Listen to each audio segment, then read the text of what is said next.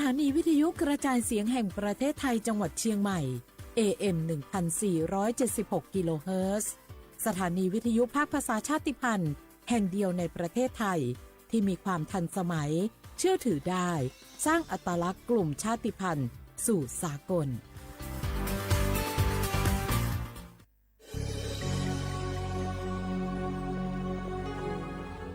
เกิดเป็นคนไทยเติบโตบนผืนแผ่นดินไทยจงภูมิใจในความเป็นไทยชาติไทยเรานั้นนับเป็นชาติที่มีความเป็นมาเก่าแก่ยาวนานเรามีภาษาวัฒนธรรมและมีสิ่งต่างๆที่เป็นเอกลักษณ์ให้เราได้ภาคภูมิใจในความเป็นคนไทยเราควรเห็นคุณค่าและมีความรักชาติหวงแหนแผ่นดินอันเป็นมรดกของบรรพชน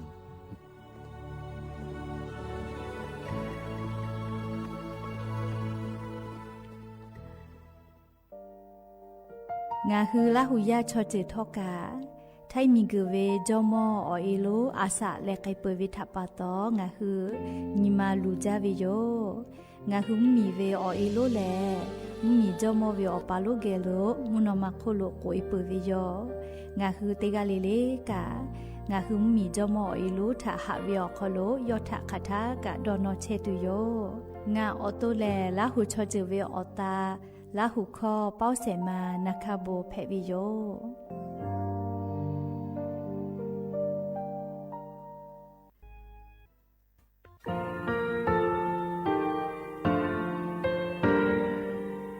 งาคือมีติปิเพกาวิเชแลงาคือติกาติชื่อแลติเลเพกาวิมาเฮยาค่างาคือชอยาออโตคโลกาติเชเวอเคอคาติผาคาชุโยอาชุโยเวโยกาคาเดติเลอติเกกาพุติลาวิทัปปะตองาคือชอยาอาสะติกาเวโยงาคือออตุคโลออคืออคากาติเชเวเวอีเวมาโกติยาเลเลทอกาอายีเวคาชเวเพเวโยออลากวงาคือออตุคโลออคืออคากาติยายามาเตยาลาวิโลโกงาคือชอยาทอกาอาสะติมากาวิคาชูงาคือมีติปิเพกาวิเจแลงาคือติมูติฉติแผลแล้วติกาเลเลอาชุโยเวอเวปุตาเวกันติภาคาเสติเกคาเดกากาติเชวิทัปปะตองาคือมีติปิฉกิแผลากาวิโยเชแลงาคือเทจอมคุคางาคือมียาถาตอกคอปิลาตาเวปุลาเวติฉเสนีเสหปามัชหปานิงาติฉออกขอทามัว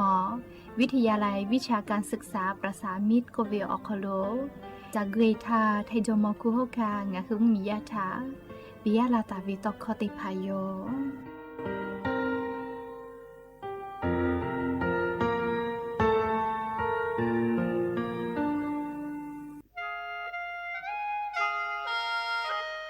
คณะรัฐมนตรีมติจอตาเวคาสนินชกอนิติชหปานิหิงหาขอชิสขอบิอยาวคโล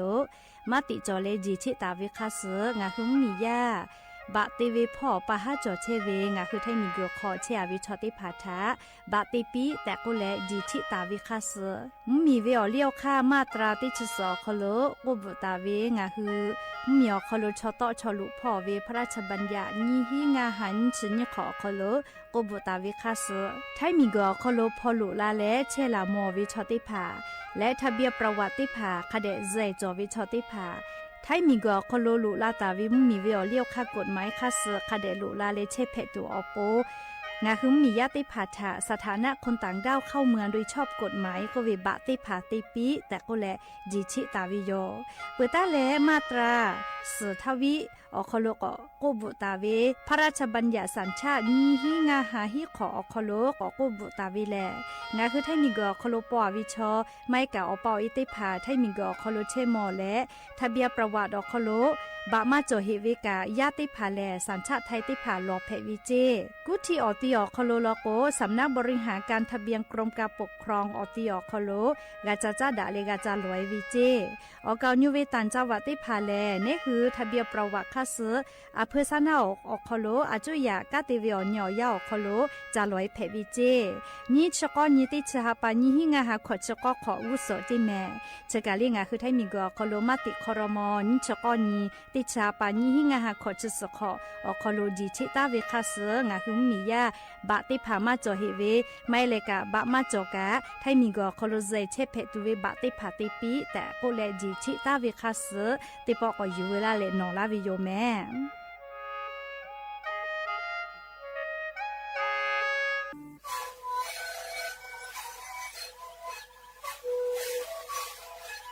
这里可以能回家在这边我靠起来，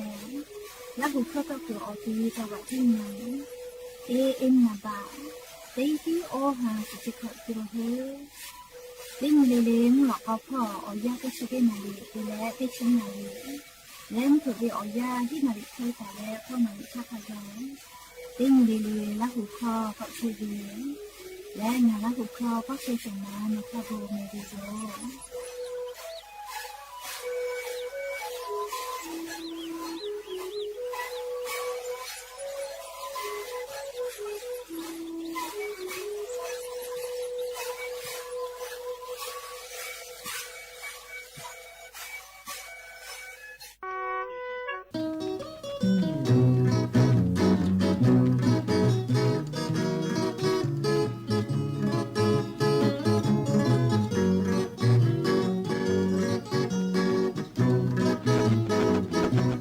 Jawi merto Nota ode haja Minggu cikong aja nizu Okele jawi merto amo Mahajawi lapo Matolo haja Maashadiche oyang kolo Nakito dami lapo amo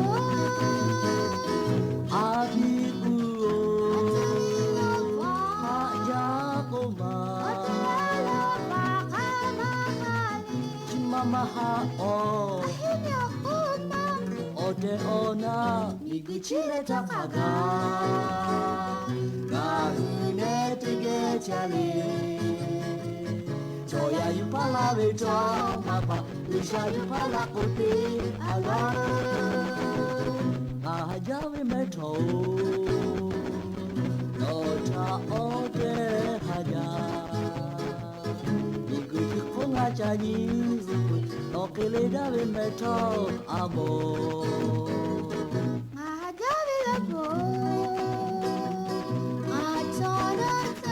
haja Maashadiche oyang kolo Nakito dami lapo amo Apiku Haja koma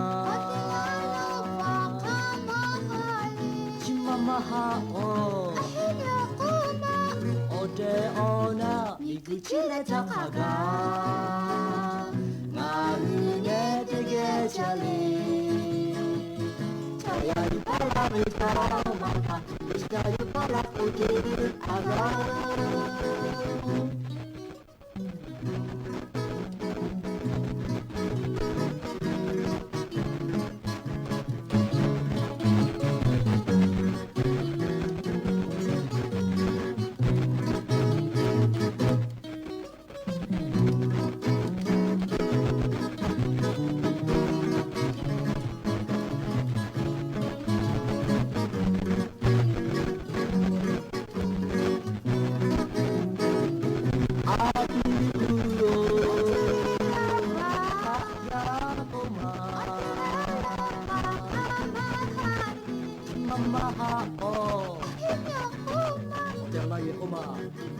Miguchile takaga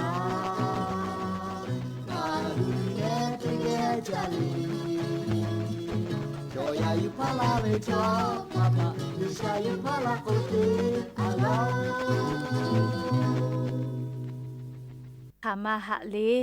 ก็เวสละศิลปติจากาตาวิลิคอเพวิโยคามาหะทอกาเลสเวียก็ติจะแลงาคือติไกกะ ปูมากาแม่อาชิโยวิโยอยากาลาโกกาเกตุดีโย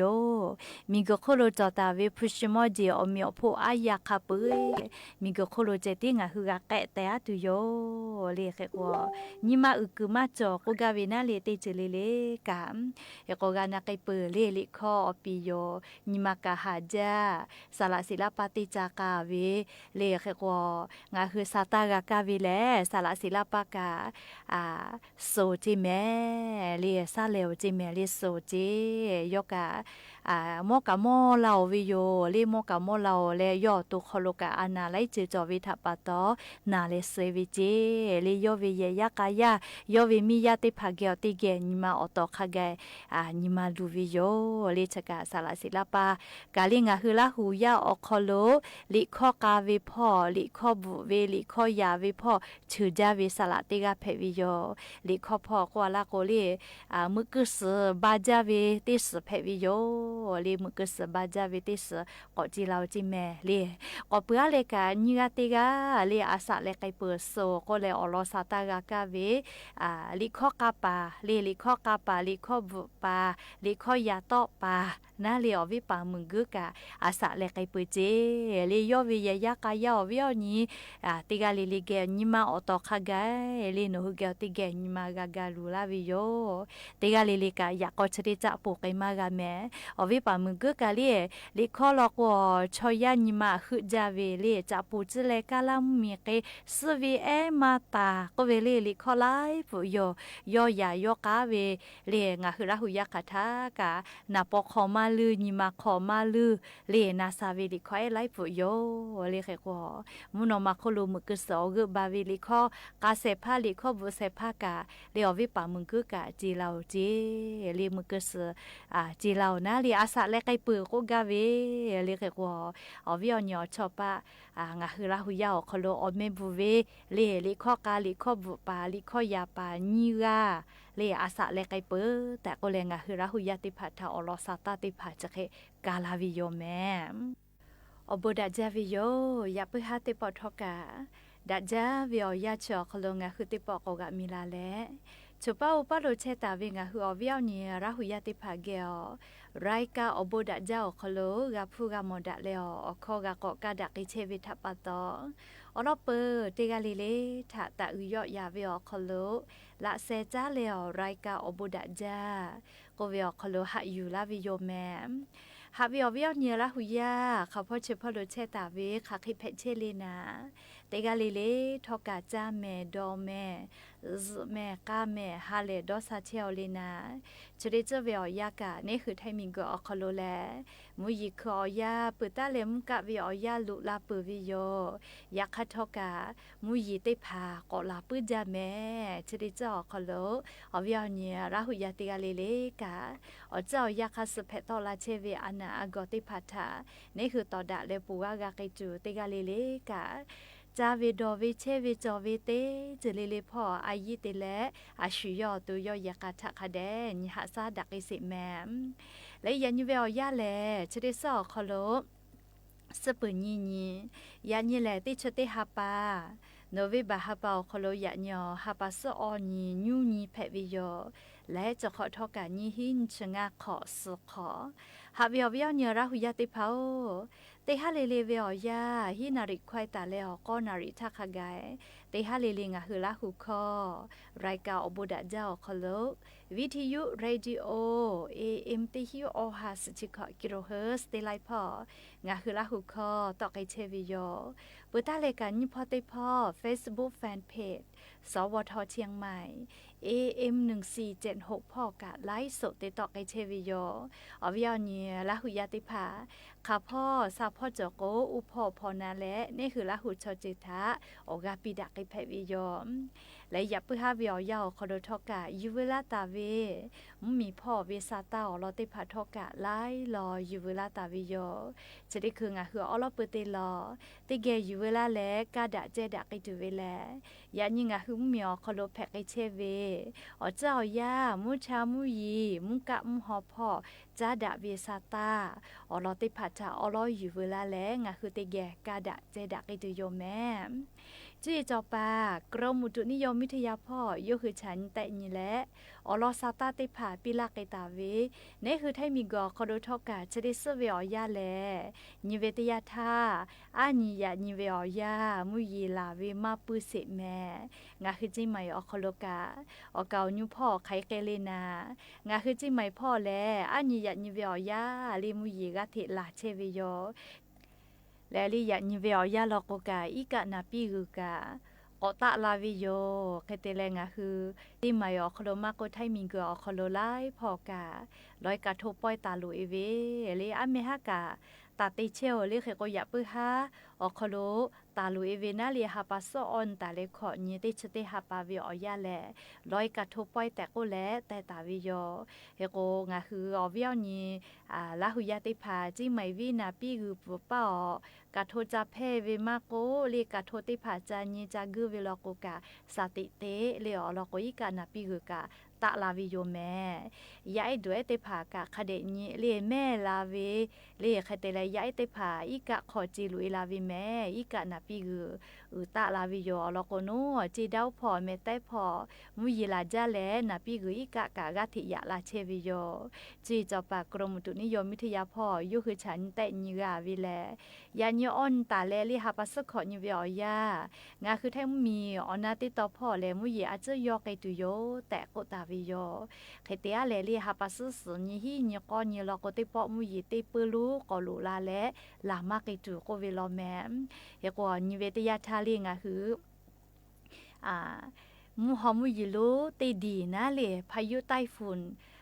คาเมกิโกเวจิคาเมกิโกเวจิเลนัวฟริปิมมีลาชื่ออฮอติตอก็จะพอเพตอลาวิเจคเตแลชุดิคือเวียาแฮปัมมีลาชื่ออฮอติตอก็จะพอมือหือเชี่ยวจิแมลี่ยาญิซอปอวิอยาลุยตุโยเจเบื่อเลยฮาปัสขอญิสญิลอกเลเวียดนามมีอกลุยตุโยเจเบื่อลอกลิมุฮอมุยิลุพายุไต้ฝุ่นคาเมกีก็วิชออกก็ยอกอะไรดิเพรสชันเจก็เพตุโยเจงาคือให้มีกะที่คือลาแลก็ที่มาคือลาอยากคัดทอกะฮาปัสสนตาเลติชุญคาไก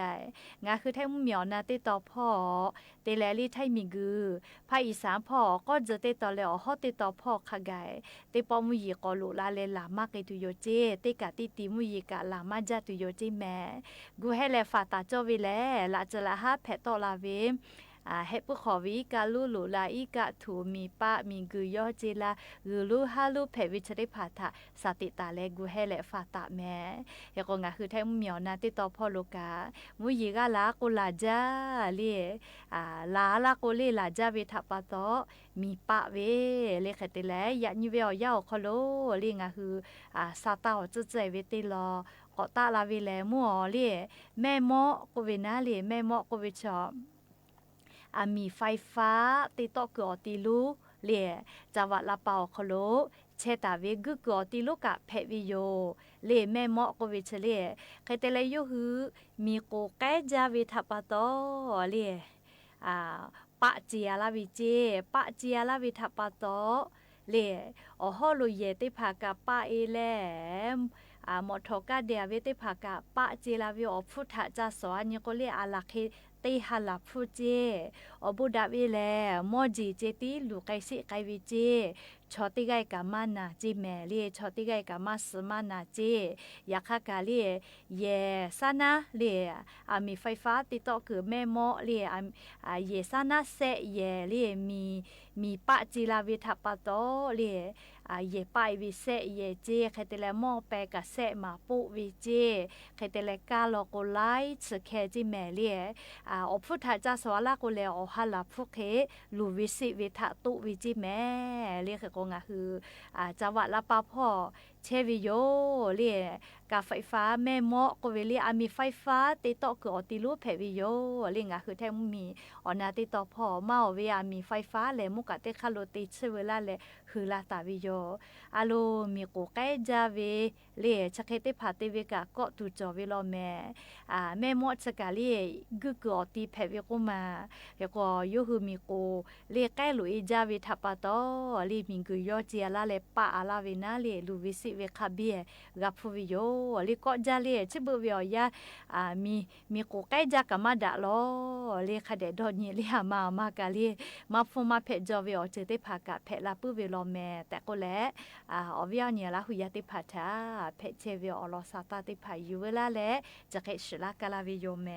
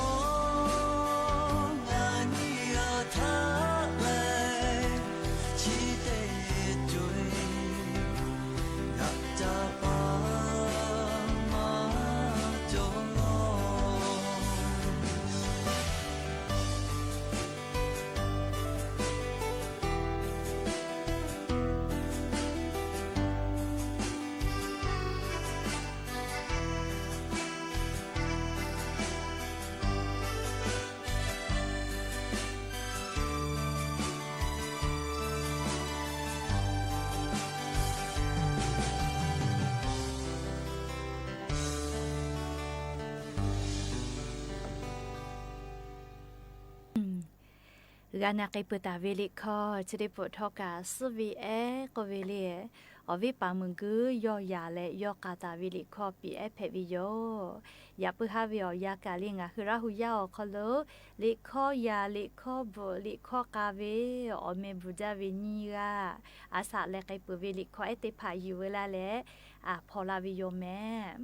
ฮาวิอวิเนียราหุยาติพาวจะได้คือแลงาคือไทยมีกอคอโล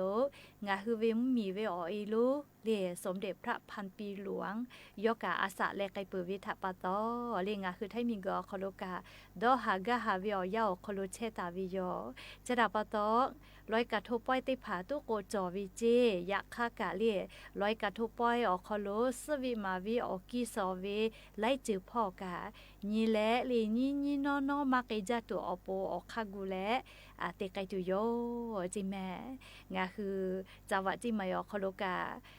ฮาปาโซออนตาเลขอนขไกจิแม่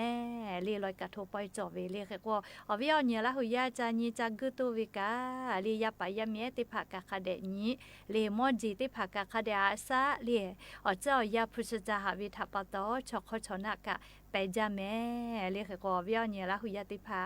จอตาวิพุชิมอจิมอติภาทอกาเรียคเดหาซาแต่ก็แล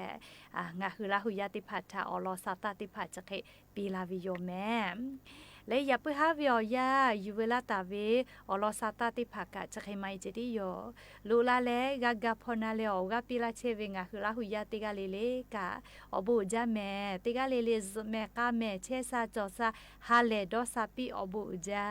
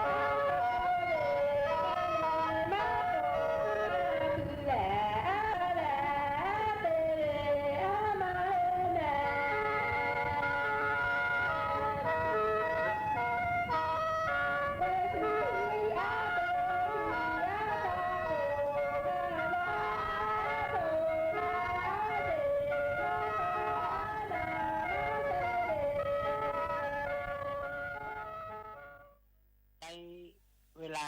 การเดินทางก็ประมาณสักชั่วโมงกว่าๆนะครับซึ่งก็เป็นทางที่น่าจะมาชมมาแอวนะครับพบกับบรรยากาศของ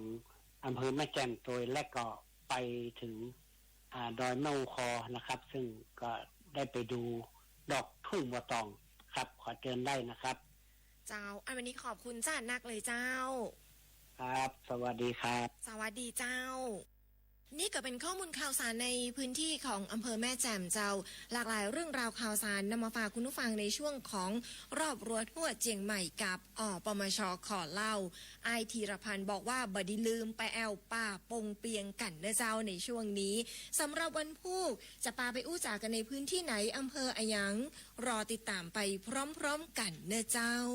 และทั้งหมดนี้คือรายการคุยข่าวรอบวันขอบคุณคุณผู้ฟังที่ติดตามรับฟังรายการคุยข่าวรอบวันรวมถึงขอบคุณพี่ๆน้องๆฝ่ายประชาสัมพันธ์หน่วยงานต่างๆที่ร่วมส่งข้อมูลข่าวสารมาให้กับพวกเราได้นำมาพูดคุยกับคุณผู้ฟังในรายการคุยข่าวรอบวันสำหรับวันนี้ผมคมสันคำวงพร้อมทีมข่าวและทีมงานสวท.เชียงใหม่กรมประชาสัมพันธ์ขอนำรายการคุยข่าวรอบวันลาคุณผู้ฟังไปก่อนแล้วพบกันใหม่ในวันพรุ่งนี้สวัสดีครับ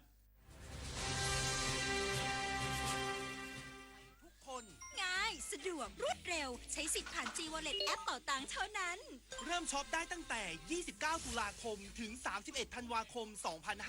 2568 ตั้งแต่ 6 โมงเช้าถึง 5 ทุ่มตรงคนละครึ่ง plus รัฐจัดให้แบบ plus plus คนละครึ่งคนละครึ่ง เมื่อเราก้าวทันเราต้องรักษาพัฒนาและส่งเสริมผลประโยชน์เพื่อความก้าวหน้าสู่ยุทธศาสตร์ที่สำคัญเราพร้อมผลักดันกิจกรรมเชิงรุกที่สร้างสรรค์ในทุกมิติรวมทั้งสร้างสรรค์ความเข้มแข็งในภูมิภาคที่มีอาเซียนเป็นศูนย์กลางเราสนับสนุนการส่งเสริมและเชื่อมโยงในเวทีเจรจาการค้าการลงทุนเรารักษาสันติภาพเสถียรภาพความมั่นคงและความมั่งคั่งประชาคมอาเซียนประชาชนเป็นศูนย์กลางเราไม่ทิ้งใครไว้ข้างหลังป่ารักน้ำหนึ่งในโครงการอันเนื่องมาจากพระราชดำริของสมเด็จพระนางเจ้าสิริกิติ์พระบรมราชินีนาถพระบรมราชชนนีพันปีหลวงที่ก่อให้เกิดประโยชน์สุขแก่ราษฎรในการฟื้นฟูป่าที่เสื่อมโทรมให้เป็นบริเวณต้นน้ำลำธารอนุรักษ์ปลูกฝังให้คนรักและหวงแหนป่าไม้ช่วยให้ราษฎรที่ขาดแคลนที่ดินทำกินได้มีที่อยู่เป็นหลักแหล่งมีอาชีพและยับยั้งการตัดไม้ทำลายป่ากระทรวงการคลังเปิดเผยยอดใช้สิทธิ์คนละครึ่ง plus สำเร็จแล้วกว่า18ล้านคนเตือนประชาชนใช้จ่ายก่อนวันที่11พฤศจิกายนนี้ยืนยันจะไม่เปิดลงทะเบียนรอบเก็บตกแต่จะเปิดให้ประชาชนที่ตกหล่นเข้าร่วมเฟส 2นายลวรน แสงสนิทปลัดกระทรวงการคลังเปิดเผยความคืบหน้าการใช้จ่ายในโครงการคนละครึ่ง plus ล่าสุดพบว่ามียอดการใช้จ่ายสะสมทั้งสิ้น 14,000 ล้านบาทโดยมีประชาชนใช้จ่ายสำเร็จ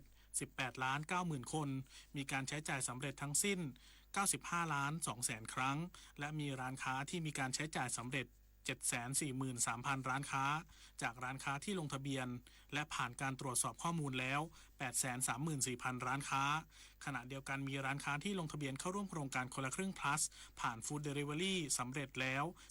45,900 รายจากร้านค้าที่ลงทะเบียนเข้าร่วมทั้งสิ้น 61,900 ร้านค้าโดยกระทรวงการคลังย้ำเตือนประชาชนที่ได้รับสิทธิ์ในโครงการคนละครึ่ง plus จำนวน 20 ล้านคนว่าต้องเริ่มใช้สิทธิ์ครั้งแรกภายในวันที่11พฤศจิกายนนี้ไม่เช่นนั้นจะถูกตัดสิทธิ์และขอยืนยันว่าจะไม่มีการนำสิทธิ์ดังกล่าวมาเปิดลงทะเบียนรอบเก็บตกอย่างแน่นอนเบื้องต้นรัฐบาลจะนำสิทธิ์นั้นไปใช้ในเฟส 2โดยจะเริ่มทำให้เร็วที่สุดปฏิพล สถาพรหมารายงานกองบัญชาการตำรวจท่องเที่ยวปล่อยแถวระดมกำลังพร้อมดูแลประชาชนและนักท่องเที่ยวในพื้นที่จัดงานลอยกระทงทั่วประเทศพร้อมร่วมสืบสานประเพณีไทยควบคู่ความปลอดภัยพลตำรวจตรีพงษ์สยามมีขันทองรองผู้บัญชาการตำรวจท่องเที่ยวเป็นประธานในพิธีปล่อยแถวระดมกำลังตำรวจท่องเที่ยวทั่วประเทศเพื่อดูแลความปลอดภัยและอำนวยความสะดวกแก่นักท่องเที่ยวในช่วงเทศกาลลอยกระทงณบริเวณวัดพระรามจังหวัดพระนครศรีอยุธยาในงานมหาลอยกระทงแอดอยุธยาพร้อมด้วยผู้แทนจากหน่วยงานในสังกัดกระทรวงการท่องเที่ยวและกีฬาและภาคีเครือข่ายร่วมพิธีอย่างพร้อมเพรียงโดยพลตำรวจตรีสยามกล่าวว่า ตำรวจท่องเที่ยวได้เตรียมความพร้อมของรถบริการนักท่องเที่ยวเคลื่อนที่รวมถึงศูนย์สายด่วน1155ตลอด24ชั่วโมงที่สามารถรองรับการสื่อสารได้8ภาษาและแอปพลิเคชัน Thailand Tourist Police ที่สามารถเชื่อมต่อนักท่องเที่ยวกับเจ้าหน้าที่ได้แบบเรียลไทม์พร้อมกันนี้ขอความร่วมมือประชาชนและนักท่องเที่ยวร่วมสืบสานประเพณีไทยอย่างปลอดภัยงดจุดพลุดอกไม้ไฟและงดการยิงปืนขึ้นฟ้าเพื่อป้องกันอันตรายและลดอุบัติเหตุที่อาจจะเกิดขึ้นจุฑามารักษาพันธ์รายงานจังหวัดลพบุรีกวดขันร้านจำหน่ายดอกไม้เพลิงช่วงเทศกาลลอยกระทงเพื่อให้เกิดความปลอดภัยกับประชาชนพันจ่าเอกสมศักดิ์ธนันทาปลัดอำเภอหัวหน้าฝ่ายความมั่นคงพร้อมด้วยเจ้าหน้าที่ปกครองสมาชิกกองอาสารักษาดินแดนลงพื้นที่ประชาสัมพันธ์กวดขันผู้ประกอบการพ่อค้าแม่ค้าผู้จำหน่ายของเล่นห้ามไม่ให้มีการจำหน่ายดอกไม้เพลิงพลุตะไลโคมลอยหรือวัตถุอื่นใดที่คล้ายคลึงกันในพื้นที่อำเภอเมืองลพบุรีเบื้องต้นไม่พบการกระทำผิดแต่อย่างใดทั้งนี้เพื่อให้เกิดความปลอดภัยแก่พี่น้องประชาชนและป้องกันการเกิดเหตุร้านจำหน่ายดอกไม้เพลิงเกิดการระเบิดก่อให้เกิดความสูญเสียในชีวิตและทรัพย์สินพร้อมทั้งกำชับผู้ประกอบการทุกรายให้ถือปฏิบัติตามพระราชบัญญัติอาวุธปืนเครื่องกระสุนปืนวัตถุระเบิดดอกไม้เพลิงและสิ่งเทียมอาวุธปืนพุทธศักราช 2490 อย่างเคร่งครัดจบข่าวธราวุฒิวิชัยดิษฐ์อ่านรับฟังข่าวครั้งต่อไปเวลา 22 นาฬิกาครับติดตามข่าวที่นำเสนอไปแล้วได้ที่ www.thainews.prd.go.th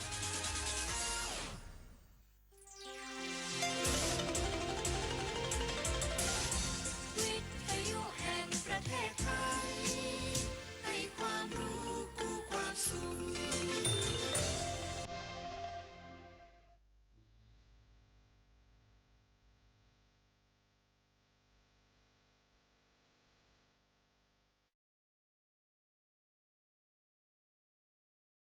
ลึกกว่าลึกปวดร้าวแสนเศร้าโศก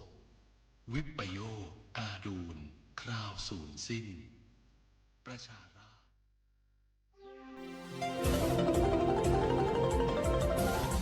วิทยุแห่งประเทศไทยให้ความรู้กู้ความสุข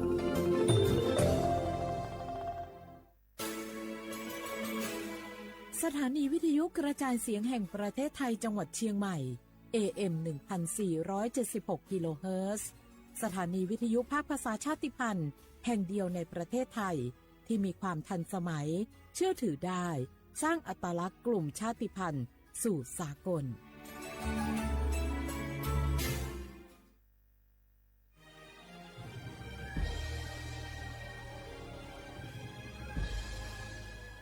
เกิดเป็นคนไทยเติบโตบนผืนแผ่นดินไทยจงภูมิใจในความเป็นไทยชาติไทยเรานั้นนับเป็นชาติที่มีความเป็นมาเก่าแก่ยาวนานเรามีภาษา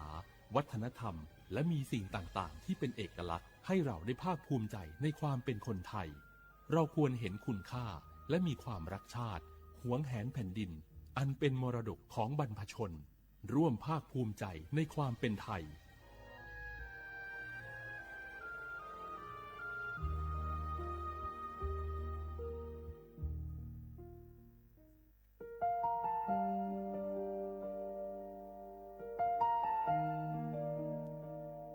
ขอน้อมเกล้าถวายอาลัยสมเด็จพระพันปีหลวงพระแม่แห่งแผ่นดินผู้ทรงเมตตาเหนือเกล้าขอพระองค์เสด็จสู่สวรรคาลัยข้าพระพุทธเจ้าข้าราชการและเจ้าหน้าที่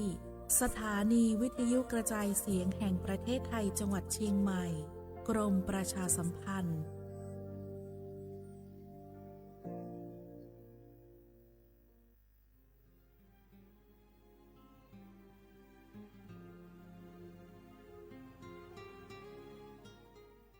This is a moment of profound grief for the Kingdom of Thailand. We, the collective voices of Radio Thailand Chiang Mai, join the Thai nation in mourning the passing of our beloved Queen Martha, Her Majesty Queen Sirikit. Her life was a testament to the unwavering service, grace, and deep love for the Thai people. Our humble condolences and thoughts are with His Majesty the King, the royal family, and all the Thai people during this deeply sorrowful time. We will remember her forever.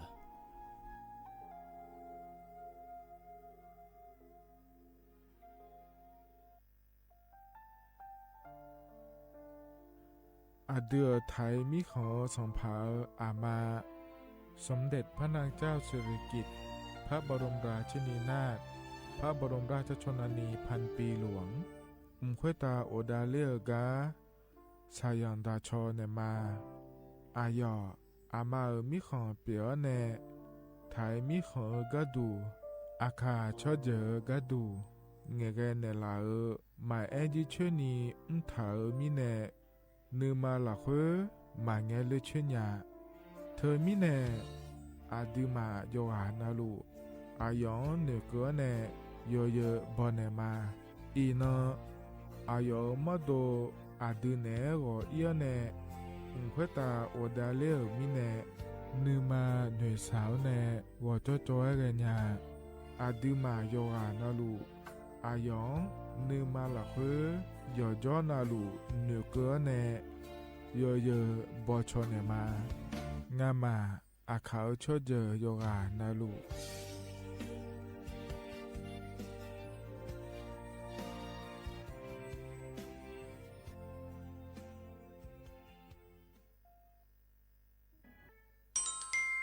อาเยเนเจลังเงอานานิเชวบาลาเชสีอาคนนิพังอายาโกเชสิเงนอตะกะคณะรัฐมนตรีบอจาวโลอาเยนีสัญชาติก็สาลัวเดินชาวบ้านเนก็ดูเดและบอจางาเดยเนียวเดเธอก็ย่อมมาตรา17แห่งพระราชบัญญัติคนเข้าเมืองพศ2522และขั้วเธอก็เธอแน่อาเยนี้เธอก็ถ่ายมิของหลักค่อยพ่ออ้อเหลียวกับย้อนี่จอลาเดอเขาแน่รอทะเบียนประวัติและขั้วเธอย้อนฉาเจียเดินนะขอเนี่ยเยเนียวเธอก็ย่อหาก็ดูการขอสถานะคนต่างด้าวเข้าเมืองโดยชอบด้วยกฎหมายและขั้วเธอเดินยาเมเจเดเยเนียวเดข้อแน่เยเนียวมาตรา7ทวิแห่งพระราชบัญญัติสัญชาติพศ2508อาเยนี้เฮก็ถ่ายมิของหลักค่อยเดแล้วแน่อาดามังนะอามาเธอก็ทะเบียนประวัติบุคคลไม่มีสถานะทางทะเบียนและอ้อเธออาเยนี้สัญชาติสัญญาเมเจเดเยเนียวเด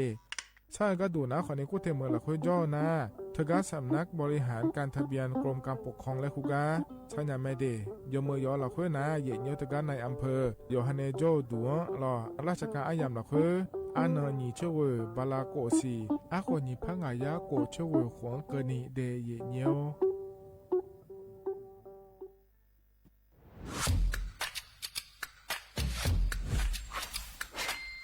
กลับมาแล้ววันนี้กับโครงการคนละครึ่ง plus รัฐออกครึ่งประชาชนออกครึ่งช่วยเศรษฐกิจไทยหมุนเวียนเติบโตถ้าเราช่วยกัน plus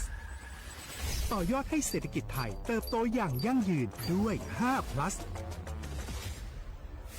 plus ที่1เพิ่มช่วงอายุผู้เข้าร่วมโครงการจาก18ปีเป็น16ปี plus ที่2เพิ่มวงเงินใช้จ่ายจาก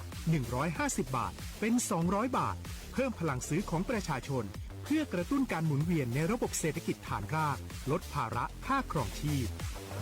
plus ที่3เพิ่มสิทธิพิเศษด้วยการดูแลผู้ที่อยู่ในระบบภาษีให้ได้รับสิทธิพิเศษมากขึ้นเพื่อสร้างแรงจูงใจให้ทุกคนร่วมอยู่ในระบบอย่างโปร่งใส plus ที่4เพิ่มโอกาสให้นิติบุคคลขนาดเล็กเข้าร่วมได้ให้ธุรกิจเติบโตเป็นกำลังสำคัญของเศรษฐกิจไทย plus ที่5เพิ่มทักษะใหม่เพื่อพัฒนาให้ร้านค้านำความรู้ใหม่ๆมาช่วยเพิ่มยอดขายลดต้นทุนเรียนรู้เติบโตและปรับตัวไปกับเทคโนโลยีใหม่เพื่อสร้างเศรษฐกิจที่แข็งแกร่งจากคนละครึ่งสู่คนละครึ่ง plus ไม่ว่าจะสั่งข้าวคนละจานชาเขียวคนละแก้วขนมเค้กคนละชิ้นหรือหลายๆชิ้นก็ใช้ส่วนลดได้ทันทีสูงสุดวันละ200บาทแถมใช้กับฟู้ดเดลิเวอรี่ก็ยังได้สำหรับประชาชนไทยอายุ16ปีเป็นต้นไปสมัครรับสิทธิ์ผ่านแอปพลิเคชันเป๋าตังวันที่ 20-26 ตุลาคม 2568 สำหรับร้านค้าที่สนใจร่วมโครงการสมัครได้ผ่านแอปถุงเงินวันที่ 15 ตุลาคมถึง 19 ธันวาคม 2568 แล้วเตรียมพร้อมรับลูกค้าจากทั่วประเทศเพราะนี่คือโครงการที่คนไทยทุกคนช่วยกัน plus เพื่อให้เศรษฐกิจไทยโตไปพร้อมกันโครงการคนละครึ่ง plus ดำเนินการภายใต้เป้าหมายที่ชัดเจนของรัฐบาลในความต้องการกระตุ้นเศรษฐกิจลดภาระค่าครองชีพให้ประชาชนและยกระดับศักยภาพผู้ประกอบการไทยให้พร้อมในยุคดิจิทัลโดยยังคงยึดหลักความโปร่งใสตรวจสอบได้และป้องกันการใช้สิทธิที่ผิดวัตถุประสงค์คนละครึ่ง plus เพิ่มพลังเศรษฐกิจไทยพร้อมโตไปด้วยกัน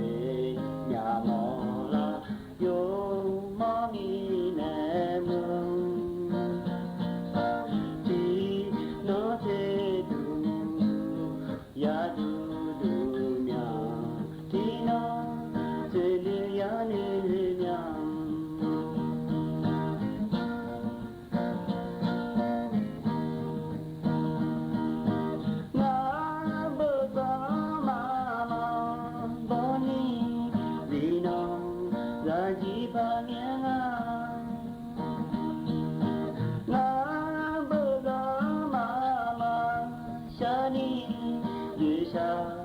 拉婆巴娘啊。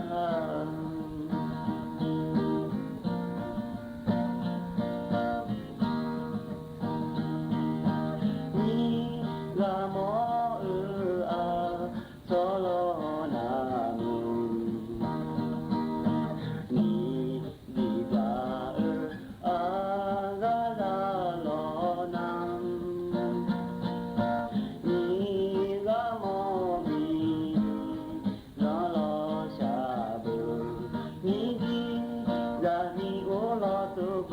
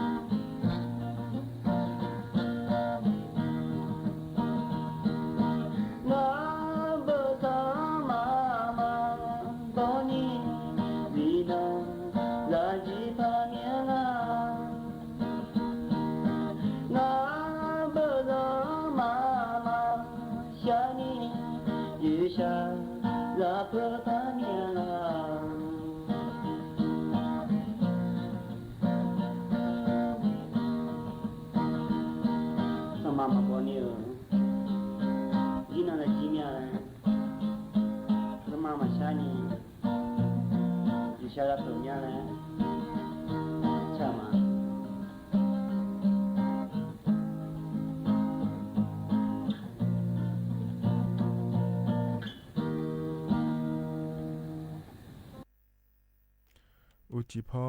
อุดุธรรมะอาเยนี่มีของยาโยอานาลูแนลอเยเนียวยุมจิกะลอเยเนียวยอนอนาลูทอนจัวลออาเยนี่มีของยาโยอานาลูแนพะยาทอนจัวเมียเดเยเนียวเดอุจิพอปากะดูลอกะเยนี่แนลอหมยอโมดุเนยาทอนจัวเฮนาขอเนี่ยนาลีอายามนาเยเนียวนาลีเวหลานเนนาลีเชหลังก็นี่แม่เย็นยาลอยุ่มเจียกะดูนาขอนี่จอนเจอนี่นงานกะละแม่เย็นยาวันอังคารงานงานแน่เย็นนี่จะมีในยอนนาลุยาทอนจัวลัวงานแน่อายุเชมื่นแน่ที่ขอลัวจอดามาเดเย็นยอเดเธอ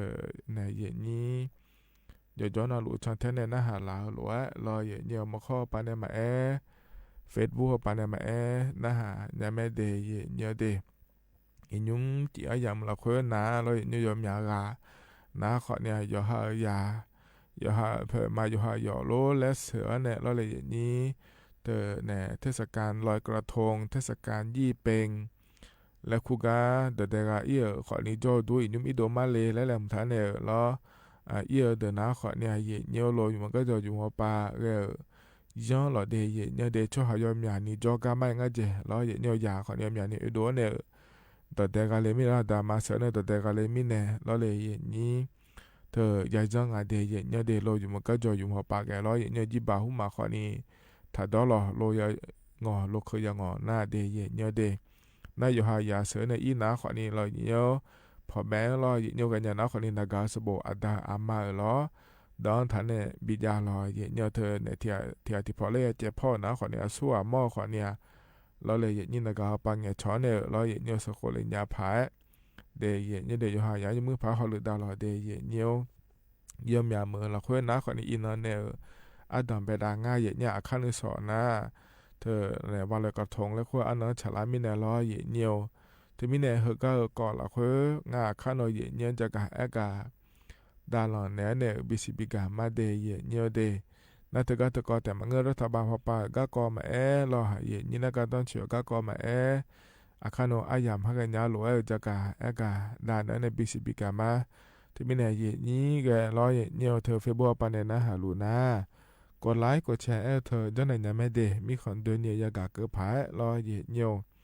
ที่ขอหลัวจะดามาเยเนียวเฮกันเนนะอาเยเนียวอันจะแม่จันเนมาเดเยเนียวเด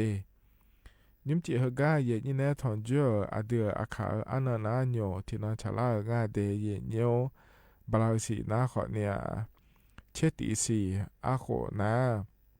เซติขอเดลาดาเชออย่างไงอินานาล้อ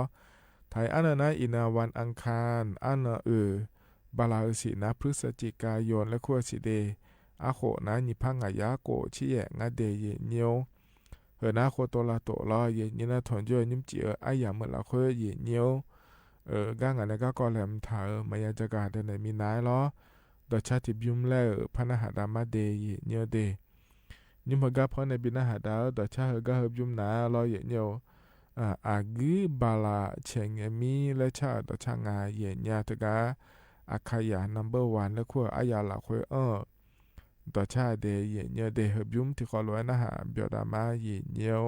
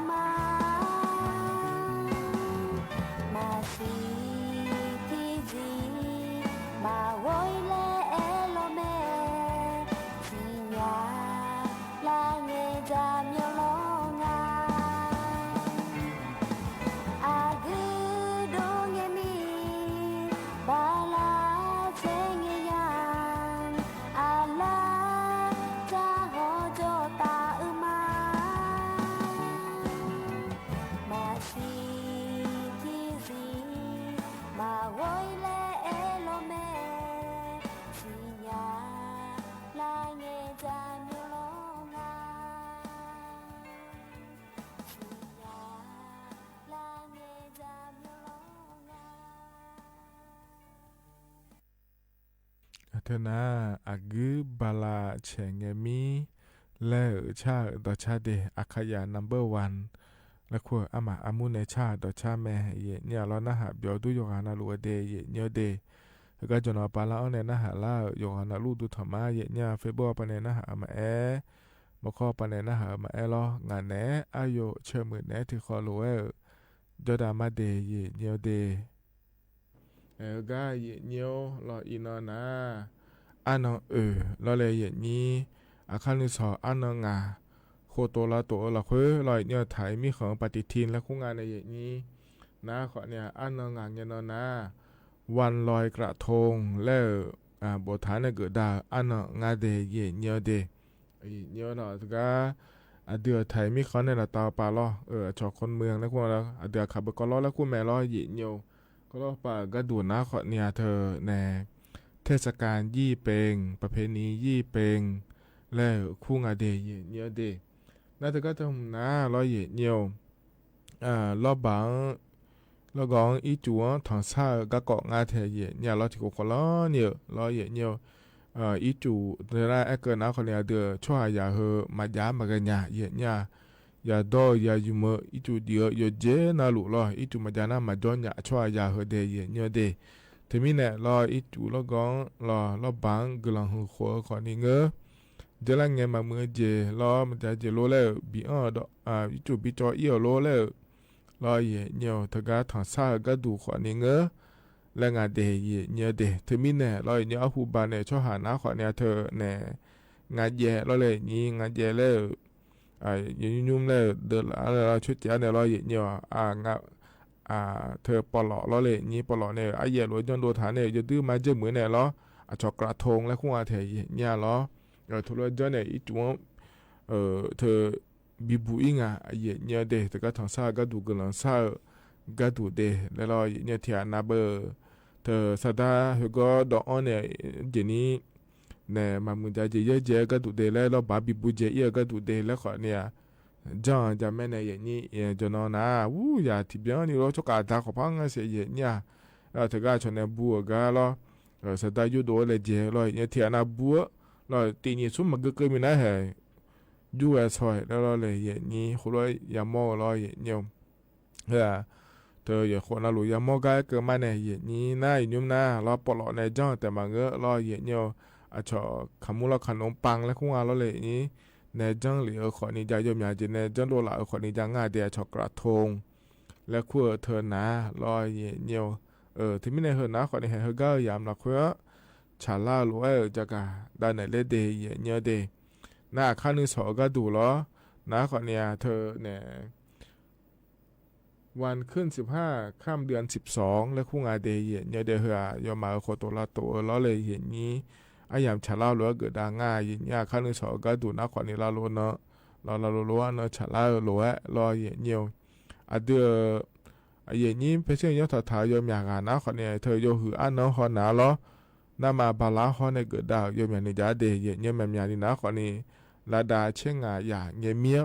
ดันดาวยอมอย่างจะแม่เนี่ยเธอไปซื้ออันหอปาก็ดูนะรอเงี้ยถึงมีในรอยกระทงขอนี้เงอ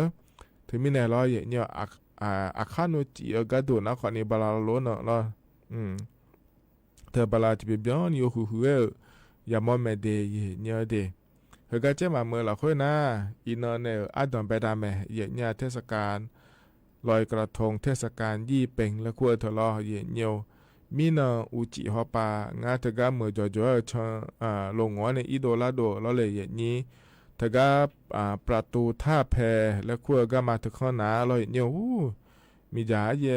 มาแล้วจะจ่อยมือมายมือเดือจ่อมือถ่ายง่ายเนี่ยอย่างนี้ดเดกาดขอนี่โดนเนี่ยเจียมอย่างนี้ดเดกาเลยง่ายเดนั่นมีนาอุจิฮอปาก็ดูนะเราเนี่ยทกาเนี่ยเจ้ามาเมืองชอบคูเมืองและคู่งานเนี่ยอีจูเธอก็เจ้ามาเมืองเราคุยช่วยบอกป้าเลยยาแม่เราในอย่างนี้เธอก็เธอเดินเธอเนี่ยยอมมาเนี่ยนำมาชิของเราเฮก็จ่อมือก็จ่อโดดเท้าอย่างงั้นเดียเนี่ยเดเธอก็ดูนะขอเนี่ยตามผังปฏิบ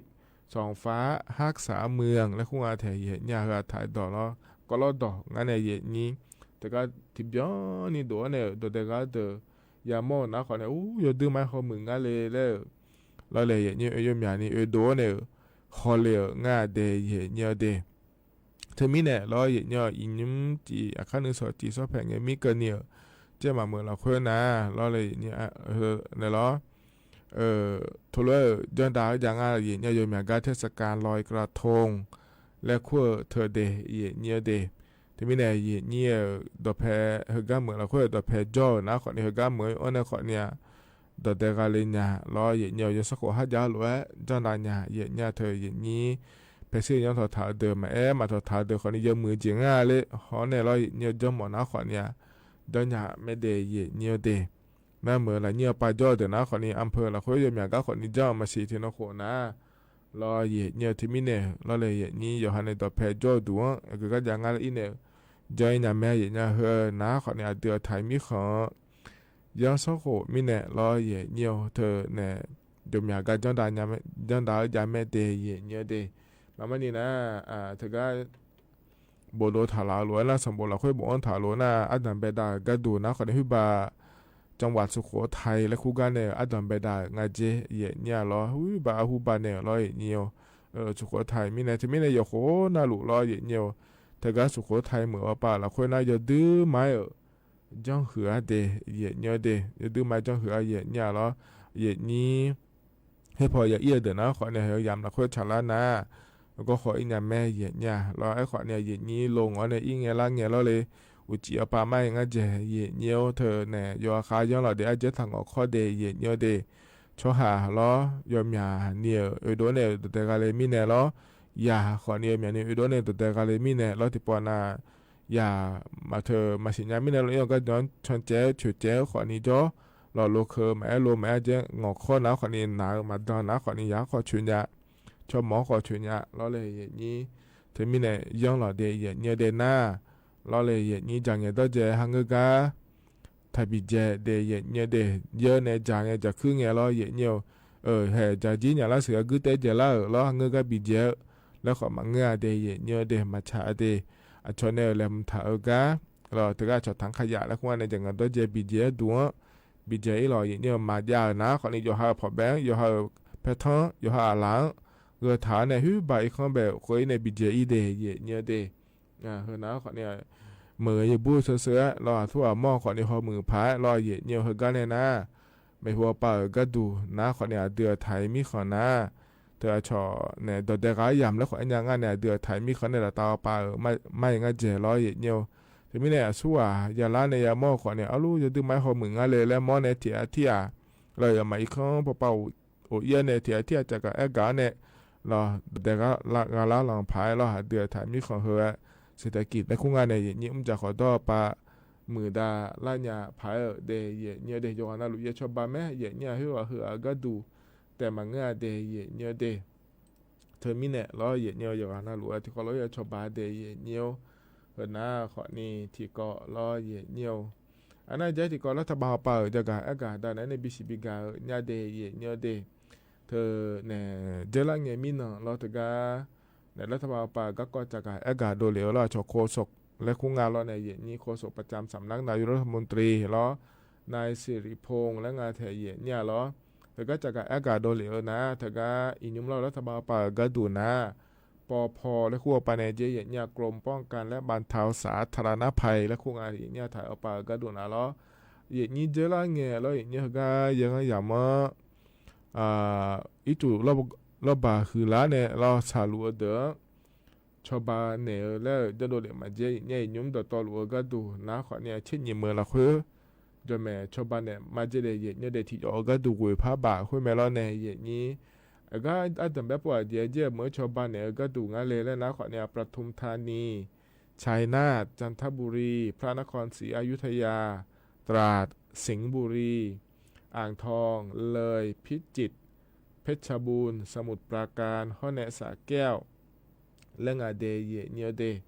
นัทกาอินเราอันกันก็ดูนะขอในพิจิตรห้อแนพระนครศรีอยุธยาและคูกา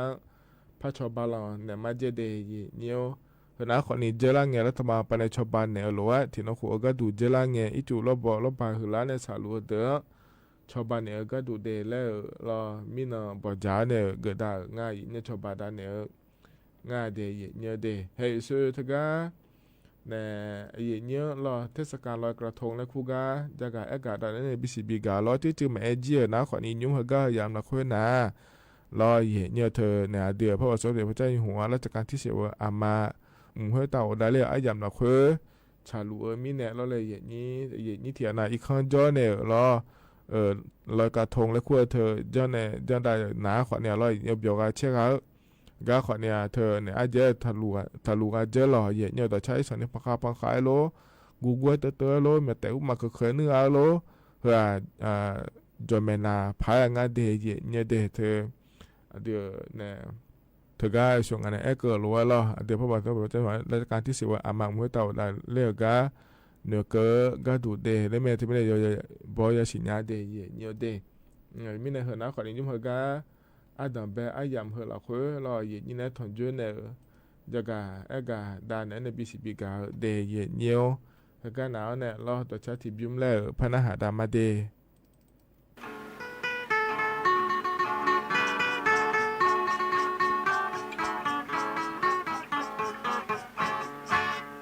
来要报告明大个一本莫可是好多老มีดามาจอนาทุบาอุมาโลยงเจหอไฟดาเปอีเบ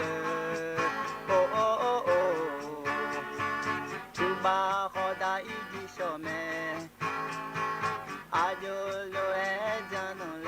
ติจิมาฟามีเชมีมายายาจีคอยมาดีจีบาโดเชมาจา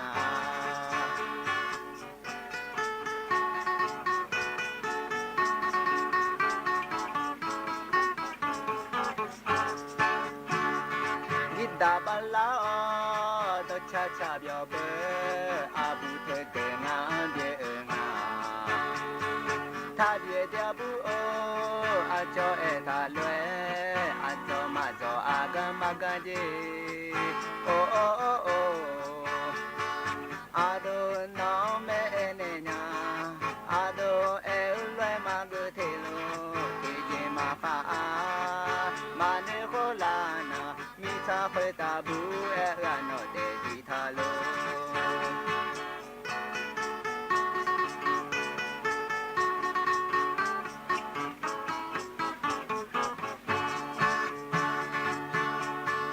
ลายปกอดาไกเบงขอชื่อขอโดลาย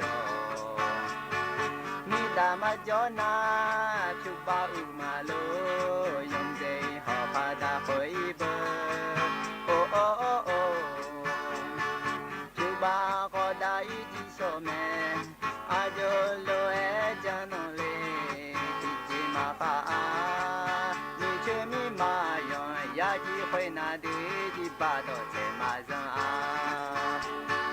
ดิดาบลาตชาชาเบียวเบอาบุเทเดงาเจงา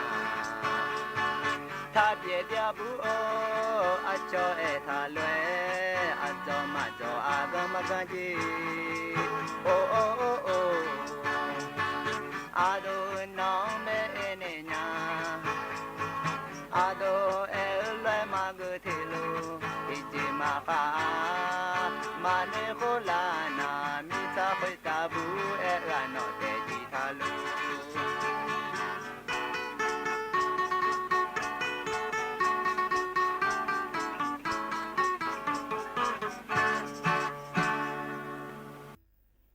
ธนาหูบานเนต่อช้าลอยยันเติมเดียช่างถ่าเดยอนาหลวงพ่อในบินาหาดากายนาหาเบียวตัวเดเยเนียวลอเฮก็จนาปาลาในนาหาลาเยเนียวอุดุธรรมะเดเยเนียวเดยุมนาลีโกลาที่เกิดเจอิงาเนจันเทเชื่อเดนาคนนาลีเชลอันกันที่ขอว่าจดามาเยเนียเรามาจันเทเชื่อเดนาคนนี้จะมางาเรามาอยู่มีนาเรามาคอยจะมาผิดแถวในเฟซบุ๊กปันจะมาเอโดในอยู่รอเดเยเนียวเดที่ขอว่าแล้วพระจดามาเยเนียวเฮกันเนี่ยนาก็จะกะเอกาด้านหลังเนี่ยมาเดเยเนียว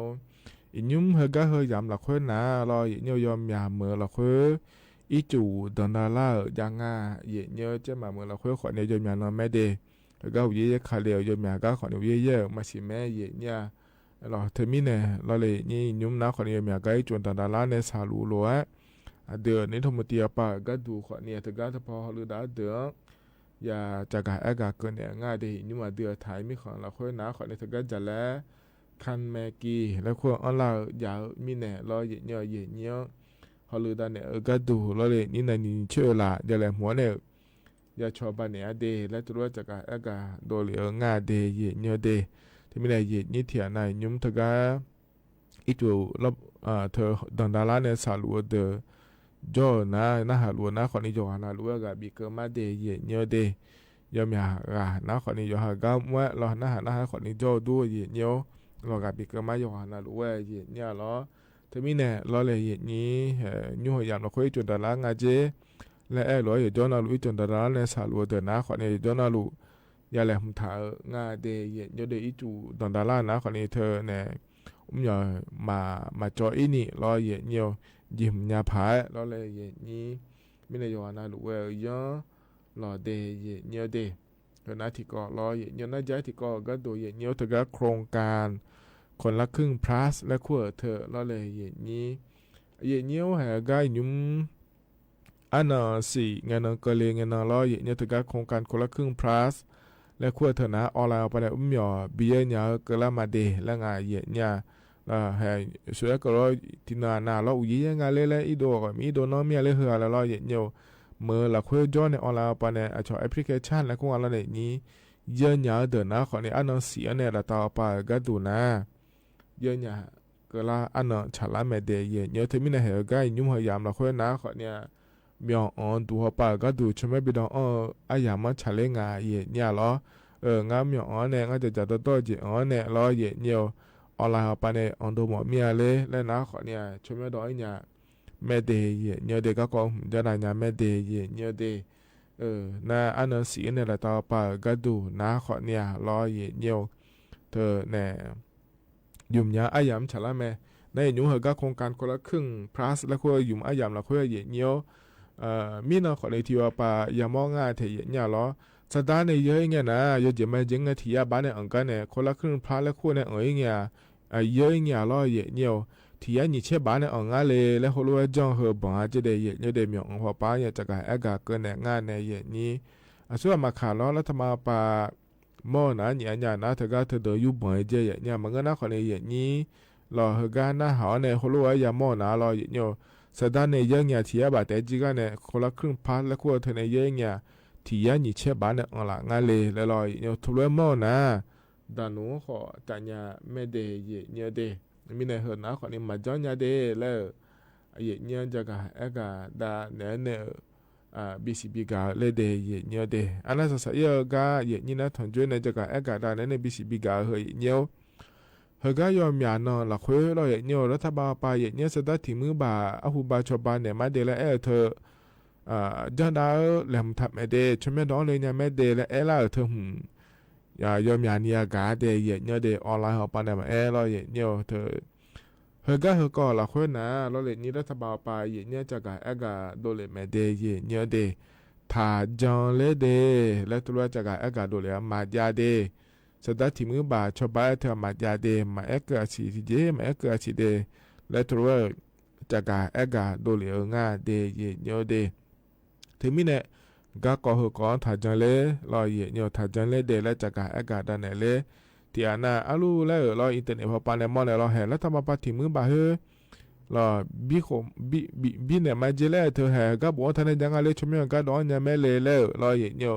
มอเนี่ยละลูเลยอันเนี่ยชมยังดอนเลยเจรอเลยนี่เฮก็เนี่ยเนี่ยไม่ซื้อละเดี๋ยวก็ยุทธาเนี่ยเดี๋ยวชมยังเจเรายุทธาเนี่ยเดี๋ยวไม่ซื้อคนละงานเจเดเนี่ยเดยมยากาเราเนี่ยจะน้อน่ารู้เนี่ยคนเนี่ยเขารู้ก็ถ้าจังเลยเดี๋ยวละเพื่อขอยมยานะคนนี้สไตล์ยาหมอมีเนี่ยจังเลี้ยเนี่ยชมมันเนี่ยรู้จังได้จีเนี่ยสุดสังเกตสไตล์พยาสุมีพยาจีเดย์เนี่ยเดย์เฮนะคนเนี่ยนี่ยาสิญญาเนี่ยจังยาพายแล้วจะก็ได้เนี่ยบิสิบิกาเลเดย์เนี่ยเดย์เฮกันหนาวเนี่ยต่อชาติบิมแล้วพนักหาดามาเนี่ยล้อยาซุมกามาแล้วอามีเนลชาดอช่างอเดที่ขอรู้นะฮะเบียดามา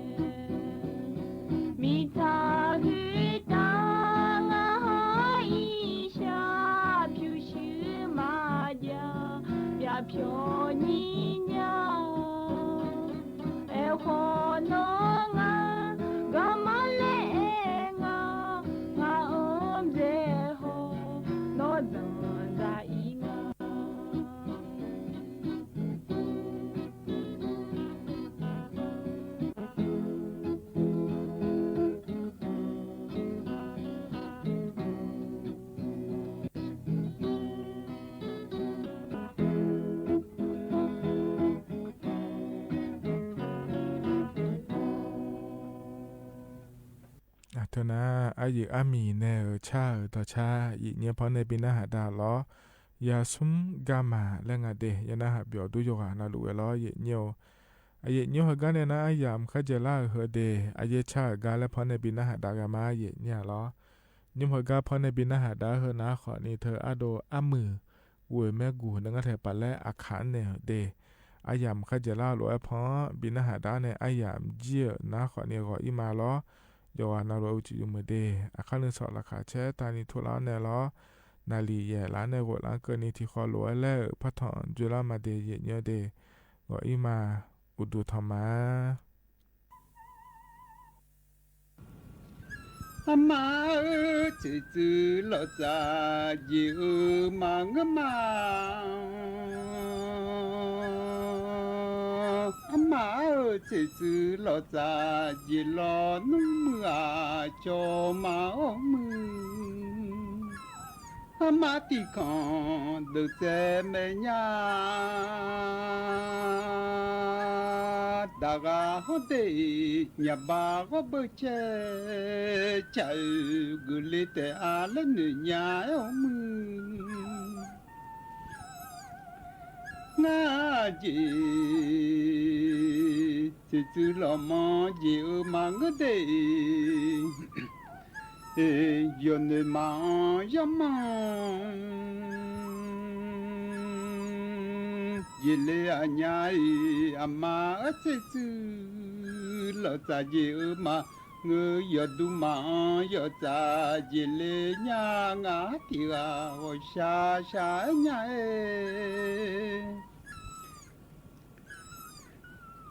ama yo a nga tse ji ta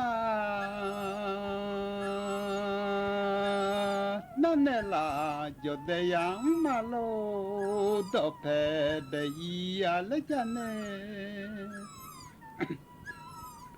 yo de yang ma lo do pe be ma nya khai ji ra sa ma lo do pe be yi a le ja nya no a cho ma o mu ya sa ngu ma lo do pe ma be bu le ga u khama ma cho nhung ma ti cho nghe ga la ho mu a cho ma u ya sa ngu ma lo do pe ma be bu le ga ne o mu ya sa ngu ma lo do pe ma be bu le ga ne u mo la pa nu aga khan ma ma ne ama la du ya sa ne khan mo le a nya de lo khung chi pyo ga khan ma hu le o mu ama ya sa ne khan hu le mi nya to chi a ma go yu ga ma to go yu nyu so chi ka ma chi le o mu to chi go yu la tu khoi long chi ga le ho mu o a cha lo khung kha chi la je do mang de kha chi de mu sum ni ko de do mang mu nga zo ma sha lo je do le a nya le ya ma sha da ko de do nya le a ma za du nga se ji ta da ne zo sa ma lo do pe ya be lu mi nya no go sha sha nya e ama ya sa ma lo do pe ma be bu le ga u cho gu a yu la ne to zo ma cho nya le no nya ni la ne do cho pu ma cho nya le chỉ cho mo cho nyu da lo la ne gu chơi la no ti si la nya la le amaza du nga te zita za sama lo to pe ya be lu minya no nga ti a o sha sha nya e a hu ko zo ti ma lo mưa a nya tham de e ba sơ chẳng nghe nó cho bố nó mình nó tu là đò đê mình nó là lắm nó nghe là thế ra đừng như gà mò cho nhà lớn ni mò mò nyu de achaga o papi papo yameno anyanyiga mashima po malalo katale papi pao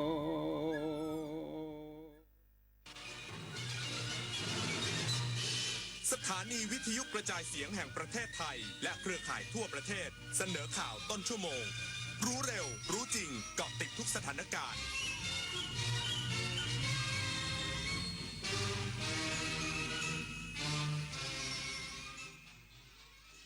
รับฟังข่าวต้นชั่วโมง 22 นาฬิกากับธราวุฒิวิชัยดิษฐ์ครับกรมป้องกันและบรรเทาสาธารณภัยแจ้งเตือน 52 จังหวัดเฝ้าระวังสถานการณ์น้ำท่วมฉับพลันน้ำป่าไหลหลากอีกสักครู่กลับมาติดตามรายละเอียดครับ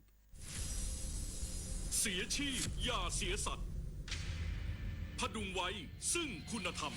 ติดตามเรื่องราวของพาลินวานอนผู้กล้าหาญจะเกิดอะไรขึ้นกับพวกเขา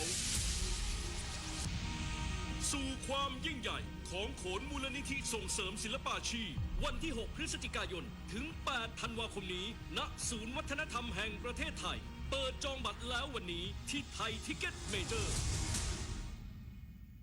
คุณได้สิทธิ์กู้เงิน 300,000 บาทหากสนใจคลิกลิงก์นี้ได้เลยอย่าคลิกเด็ดขาดงานพาร์ทไทม์ออนไลน์งานสบายรายได้สูงอย่าเชื่อครับชีวิตจริงไม่มีใครคอยเตือนแบบนี้กลโกงอันแยบยลอีกมากมายของมิจฉาชีพโดยการส่งข้อความโทรศัพท์สายโทรเข้าหลอกส่งพัสดุรวมถึงแอบอ้างเป็นเจ้าหน้าที่รัฐป้องกันอาชญากรรมทางเทคโนโลยีด้วยการไม่โลภไม่ตื่นตระหนกกับข้อความชวนให้หวาดกลัวไม่หลงเชื่อใครง่ายๆรู้เท่าทันสื่อไม่ตกเป็นเหยื่อของมิจฉาชีพคนละครึ่งพลัสรู้ไหมใช้อะไรได้บ้างใช้ซื้อสินค้าอาหารเครื่องดื่มบริการนวดสปาทำเล็บทำผมขนส่งสาธารณะแต่เดี๋ยวก่อนถ้าจะนำไปใช้ซื้อสลากกินแบ่งรัฐบาลเครื่องดื่มแอลกอฮอล์ผลิตภัณฑ์ยาสูบบัตรกำนันบัตรเงินสดแบบนี้ไม่ได้นะครับที่สำคัญต้องจ่ายตามจริงห้ามทอนเป็นเงินสดห้ามรับแลกสินค้าหรือบริการคืนเป็นเงินสดนะคะดูรายละเอียดเพิ่มเติมได้ที่ www.konlakringplus.com คุณเคยเป็นแบบนี้ไหมใช้เวลาอาบน้ำเป็นชั่วโมงเคยซื้ออาหารอย่างบ้าคลั่งแต่ก็กินไม่หมดจนเหลือทิ้งเคยซื้อเสื้อผ้าราคาไม่แพงแต่ซื้อบ่อยก็เคยหลงลืมที่จะปิดน้ำปิดไฟเมื่อไม่อยู่บ้านเคยเราอยากให้คุณหยุดกิจวัตรประจำวันที่เป็นการทำร้ายโลกช่วยกันรักษาและฟื้นฟูตั้งแต่เรื่องเล็กๆที่เริ่มได้ด้วยตัวเราอาจเป็นเรื่องใกล้ตัวที่สามารถทำได้ไม่ยากกรมป้องกันและบรรเทาสาธารณภัยแจ้งเตือน 52 จังหวัดเฝ้าระวังสถานการณ์น้ำท่วมฉับพลันน้ำป่าไหลหลากดินโคลนถล่มช่วงวันที่ 7 ถึงวันที่ 10 พฤศจิกายนนี้กรมป้องกันและบรรเทาสาธารณภัยหรือปภ.แจ้งเตือน 52 จังหวัดในพื้นที่ภาคเหนือภาคตะวันออกเฉียงเหนือภาคกลางและภาคใต้เฝ้าระวังสถานการณ์น้ำท่วมฉับพลันน้ำป่าไหลหลากดินโคลนถล่มน้ำท่วมขังรวมถึงอ่างเก็บน้ำที่มีปริมาณน้ำเก็บกักมากกว่า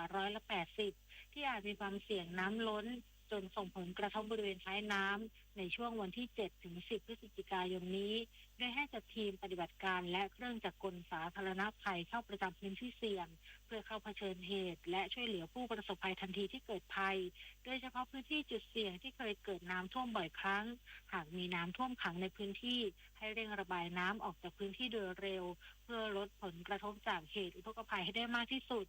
รวมถึงแจ้งเตือนประชาชนในพื้นที่เสี่ยงภัยทราบล่วงหน้าและประชาสัมพันธ์ให้ประชาชนปฏิบัติตามประกาศแจ้งเตือนภัยจากทางราชการอย่างเคร่งครัดหากได้รับความเดือดร้อนสามารถแจ้งเหตุและขอความช่วยเหลือทางไลน์ปภ.รับแจ้งเหตุ1784และสายด่วนนิรภัย1784ตลอด24ชั่วโมงจุฑามาศรักษาพันธ์รายงาน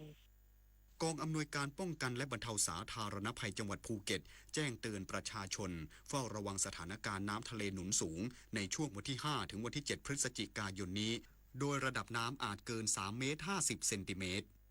กองอำนวยการป้องกันและบรรเทาสาธารณภัยจังหวัดภูเก็ตได้ออกหนังสือแจ้งเตือนและให้เฝ้าระวังสถานการณ์น้ำขึ้นน้ำลงหรือภาวะน้ำทะเลหนุนสูงในพื้นที่จังหวัดภูเก็ตในช่วงวันที่ 5-7 พฤศจิกายนนี้โดยคาดการณ์จะมีระดับน้ำทะเลขึ้นสูงสุดเกินกว่า 3.5 เมตรซึ่งอาจส่งผลให้เกิดน้ำท่วมขังในบางพื้นที่โดยเฉพาะบริเวณพื้นที่ลุ่มต่ำและพื้นที่ริมตลิ่งทั้งนี้ขอให้ประชาชนในพื้นที่เสี่ยงเฝ้าระวังและติดตามข้อมูลข่าวสารจากทางราชการอย่างใกล้ชิดพร้อมเตรียมป้องกันความเสียหายต่อบ้านเรือนและทรัพย์สินจากภาวะน้ำทะเลหนุนสูงและขอให้เพิ่มความระมัดระวังเป็นพิเศษในช่วงของเทศกาลลอยกระทงที่อาจจะเกิดอุบัติเหตุหรืออันตรายทางน้ำได้ง่ายเนื่องจากเป็นช่วงที่มีระดับน้ำสูงกว่าปกติอย่างไรก็ตามหากต้องการขอความช่วยเหลือหรือแจ้งเหตุสามารถติดต่อได้ที่สำนักงานป้องกันและบรรเทาสาธารณภัยจังหวัดภูเก็ตโทรศัพท์หมายเลข 076510098 หรือสายด่วน 1784 ตลอด 24 ชั่วโมงนวพันธ์ ไพรพันธ์ สวท.ภูเก็ตรายงานผู้ช่วยผู้ว่าการเหมืองแม่เมาะออกแถลงการฉบับที่ 2เหตุดินสไลด์บริเวณที่ทิ้งดินเหมืองแม่เมาะความคืบหน้าล่าสุดไม่พบผู้ได้รับบาดเจ็บและเสียชีวิตนายสุชาติตุ่นแก้วผู้ช่วยผู้ว่าการเหมืองแม่เมาะเปิดเผยว่าจากการติดตามข้อมูลระบบตรวจวัดการเคลื่อนตัวพื้นที่ทิ้งดินแบบเรียลไทม์อย่างต่อเนื่องพบการเคลื่อนตัวผิดปกติบริเวณที่ทิ้งดินฝั่งตะวันตกด้านใต้โดยกฟผ.แม่เมาะได้แจ้งบริษัทผู้รับจ้างซึ่งทำงานอยู่บริเวณดังกล่าวให้หยุดการเดินเครื่องจักรโปรยดินตั้งแต่วันที่30ตุลาคม2568เวลา 19 นาฬิกาพร้อมกับให้เคลื่อนย้ายเครื่องโปรยดินออกจากพื้นที่รวมทั้งไม่ให้มีการโปรยดินเพิ่มเติมจนกระทั่งเมื่อวันที่ 4 พฤศจิกายน 2568 เวลา 3 นาฬิกาพบการเคลื่อนตัวของมวลดินและเกิดดินสไลด์ส่งผลให้อาคารสำนักงานบริษัทผู้รับจ้างและทรัพย์สินบางส่วนได้รับความเสียหายแต่ไม่พบผู้ได้รับบาดเจ็บและเสียชีวิตแต่อย่างใดบริเวณความเสียหายเบื้องต้นครอบคลุม 1 ตารางกิโลเมตรและอยู่ระหว่างการสำรวจพื้นที่จากการตรวจสอบสาเหตุเบื้องต้นพบว่าตั้งแต่วันที่ 31 ตุลาคม 2568 จนถึงวันที่ 4 พฤศจิกายน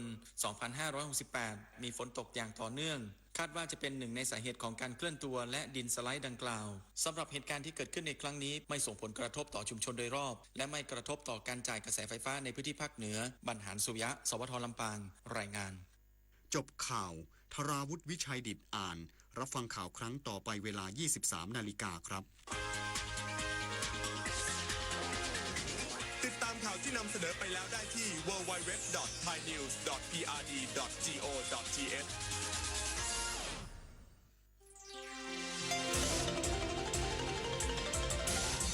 วิทยุแห่งประเทศไทยให้ความรู้คู่ความสุขต่อไปนี้ขอเชิญท่านฟังรายการเพื่อนฝันดำเนินรายการโดยจารุลินมุสิกพงศ์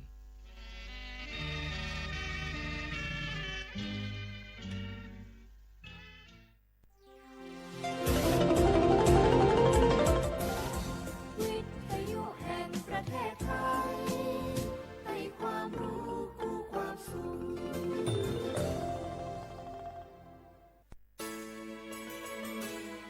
สถานีวิทยุกระจายเสียงแห่งประเทศไทยจังหวัดเชียงใหม่ AM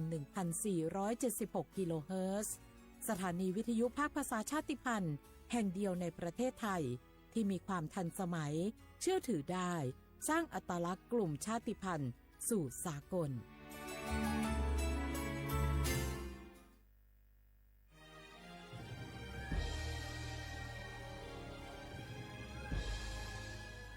เกิดเป็นคนไทยเติบโตบนผืนแผ่นดินไทยจงภูมิใจในความเป็นไทยชาติไทยเรานั้นนับเป็นชาติที่มีความเป็นมาเก่าแก่ยาวนานเรามีภาษาวัฒนธรรมและมีสิ่งต่างๆที่เป็นเอกลักษณ์ให้เราได้ภาคภูมิใจในความเป็นคนไทยเราควรเห็นคุณค่าและมีความรักชาติหวงแหนแผ่นดินอันเป็นมรดกของบรรพชน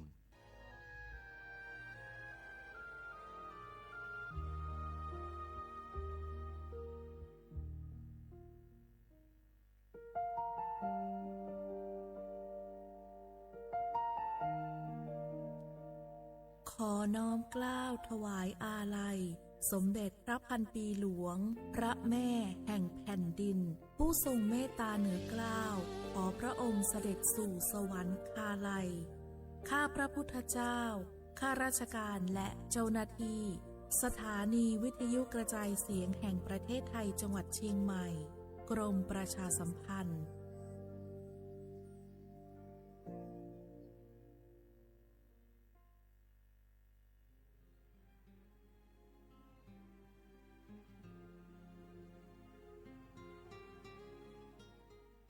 This is a moment of profound grief for the Kingdom of Thailand. The collective voices of Radio Thailand Chiang Mai join the Thai nation in mourning the passing of our beloved Queen Martha, Her Majesty Queen Sirikit. Her life was a testament to the unwavering service, grace, and deep love for the Thai people. Our humble condolences and thoughts are with His Majesty the King, the royal family, and all the Thai people during this deeply sorrowful time. We will remember her forever.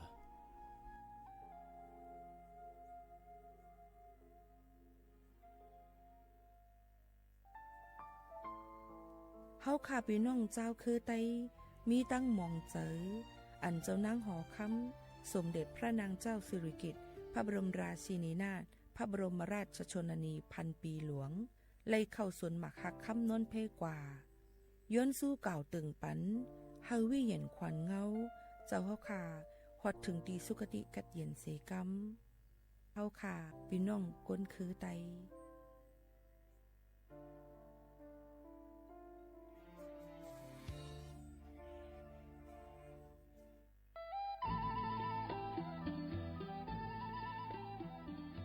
จังหวัดลำพูนโดยสำนักงานวัฒนธรรมจังหวัดลำพูนขอเชิญชวนทุกท่านร่วมย้อนวันวานสัมผัสมนต์เสน่ห์ตลาดวัฒนธรรมถนนสายวัฒนธรรมย่านเมืองเก่าข่วงพันปีถนนรถแก้วชวนมาชมชิมช็อปกับสินค้าพื้นเมืองของกิ่งบ้านเฮามากกว่า100ร้านค้าพร้อมชมการแสดงศิลปะวัฒนธรรมล้านนาและกิจกรรมดีๆจากชุมชนท้องถิ่นทุกวันเสาร์และอาทิตย์ตั้งแต่วันที่25ตุลาคม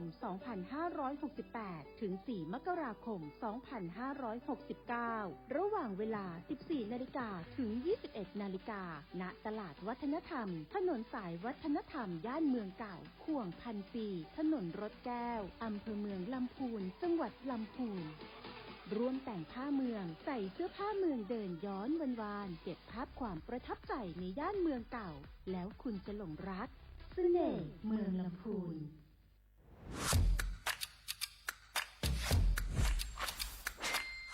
กลับมาแล้ววันนี้กับโครงการคนละครึ่ง plus รัฐออกครึ่งประชาชนออกครึ่งช่วยเศรษฐกิจไทยหมุนเวียนเติบโตถ้าเราช่วยกัน plus ต่อยอดให้เศรษฐกิจไทยเติบโตอย่างยั่งยืนด้วย5 plus plus ที่ 1 เพิ่มช่วงอายุผู้เข้าร่วมโครงการจาก18ปีเป็น16ปี plus ที่ 2 เพิ่มวงเงินใช้จ่ายจาก150บาทเป็น200บาทเพิ่มพลังซื้อของประชาชนเพื่อกระตุ้นการหมุนเวียนในระบบเศรษฐกิจฐานรากลดภาระค่าครองชีพ plus ที่ 3 เพิ่มสิทธิพิเศษด้วยการดูแลผู้ที่อยู่ในระบบภาษีให้ได้รับสิทธิพิเศษมากขึ้นเพื่อสร้างแรงจูงใจให้ทุกคนร่วมอยู่ในระบบอย่างโปร่งใส plus ที่ 4 เพิ่มโอกาสให้นิติบุคคลขนาดเล็กเข้าร่วมได้ให้ธุรกิจเติบโตเป็นกำลังสำคัญของเศรษฐกิจไทย plus ที่ 5 เพิ่มทักษะใหม่เพื่อพัฒนาให้ร้านค้านำความรู้ใหม่ๆมาช่วยเพิ่มยอดขายลดต้นทุนเรียนรู้เติบโตและปรับตัวไปกับเทคโนโลยีใหม่เพื่อสร้างเศรษฐกิจที่แข็งแกร่งจากคนละครึ่งสู่คนละครึ่ง plus ไม่ว่าจะสั่งข้าวคนละจานชาเขียวคนละแก้วขนมเค้กคนละชิ้นหรือหลายๆชิ้นก็ใช้ส่วนลดได้ทันทีสูงสุดวันละ200บาทแถมใช้กับฟู้ดเดลิเวอรี่ก็ยังได้สำหรับประชาชนไทยอายุ16ปีเป็นต้นไปสมัครรับสิทธิ์ผ่านแอปพลิเคชันเป๋าตังวันที่ 20-26 ตุลาคม 2568สำหรับร้านค้าที่สนใจร่วมโครงการสมัครได้ผ่านแอปถุงเงินวันที่15ตุลาคมถึง19ธันวาคม2568แล้วเตรียมพร้อมรับลูกค้าจากทั่วประเทศเพราะนี่คือโครงการที่คนไทยทุกคนช่วยกัน plus เพื่อให้เศรษฐกิจไทยโตไปพร้อมกันโครงการคนละครึ่ง plus ดำเนินการภายใต้เป้าหมายที่ชัดเจนของรัฐบาลในความต้องการกระตุ้นเศรษฐกิจลดภาระค่าครองชีพให้ประชาชนและยกระดับศักยภาพผู้ประกอบการไทยให้พร้อมในยุคดิจิทัลโดยยังคงยึดหลักความโปร่งใสตรวจสอบได้และป้องกันการใช้สิทธิ์ที่ผิดวัตถุประสงค์ คนละครึ่ง plus เพิ่มพลังเศรษฐกิจไทยพร้อมโตไปด้วยกัน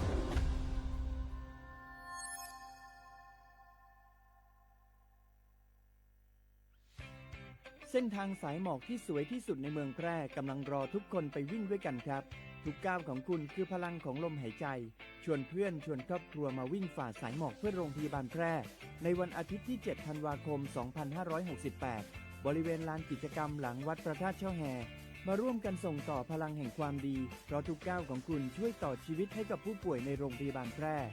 สมัครได้เลยวันนี้แล้วไปวิ่งด้วยกันในวันอาทิตย์ที่ 7 ธันวาคม 2568 พบกันบริเวณลานกิจกรรมหลังวัดพระธาตุช่อแฮนะครับ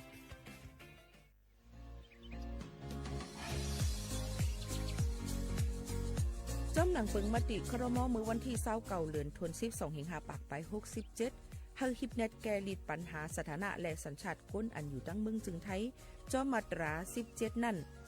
ตอนตาพี่น้องเฮาเขาอันเข้ามาอยู่ตั้งเมืองไทยหึงนั้นและมีไว้เข้าจอมเปิงเฮากว่ายืนย้อนสถานะต่างดาวเขาเมืองถูกแม่นจอมเปิงไล่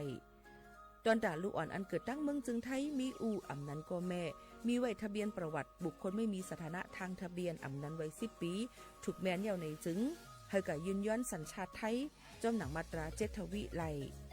พออยู่ตั้งกรุงเทพมหานครกว่ายืนไล่ติสำนักบริหารการทะเบียนกรมการปกครองพออยู่ตั้งต่างเจตวันในจึงกว่ายืนไล่จอมหนังวัดไว้อันเปิ้นออกปันเฮาคานั่นเข้าย้ำเหตุการณ์จอมหนังหลวงปองจึงต่อพอถึงวันที่29เดือน6 2สิงหาคมไป69ค่ะ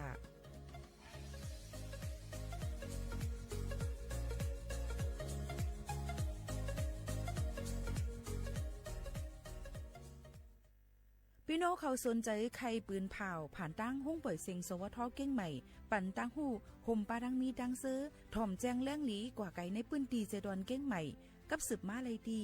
สวทเก้งใหม่หมายฝน053-276-068และ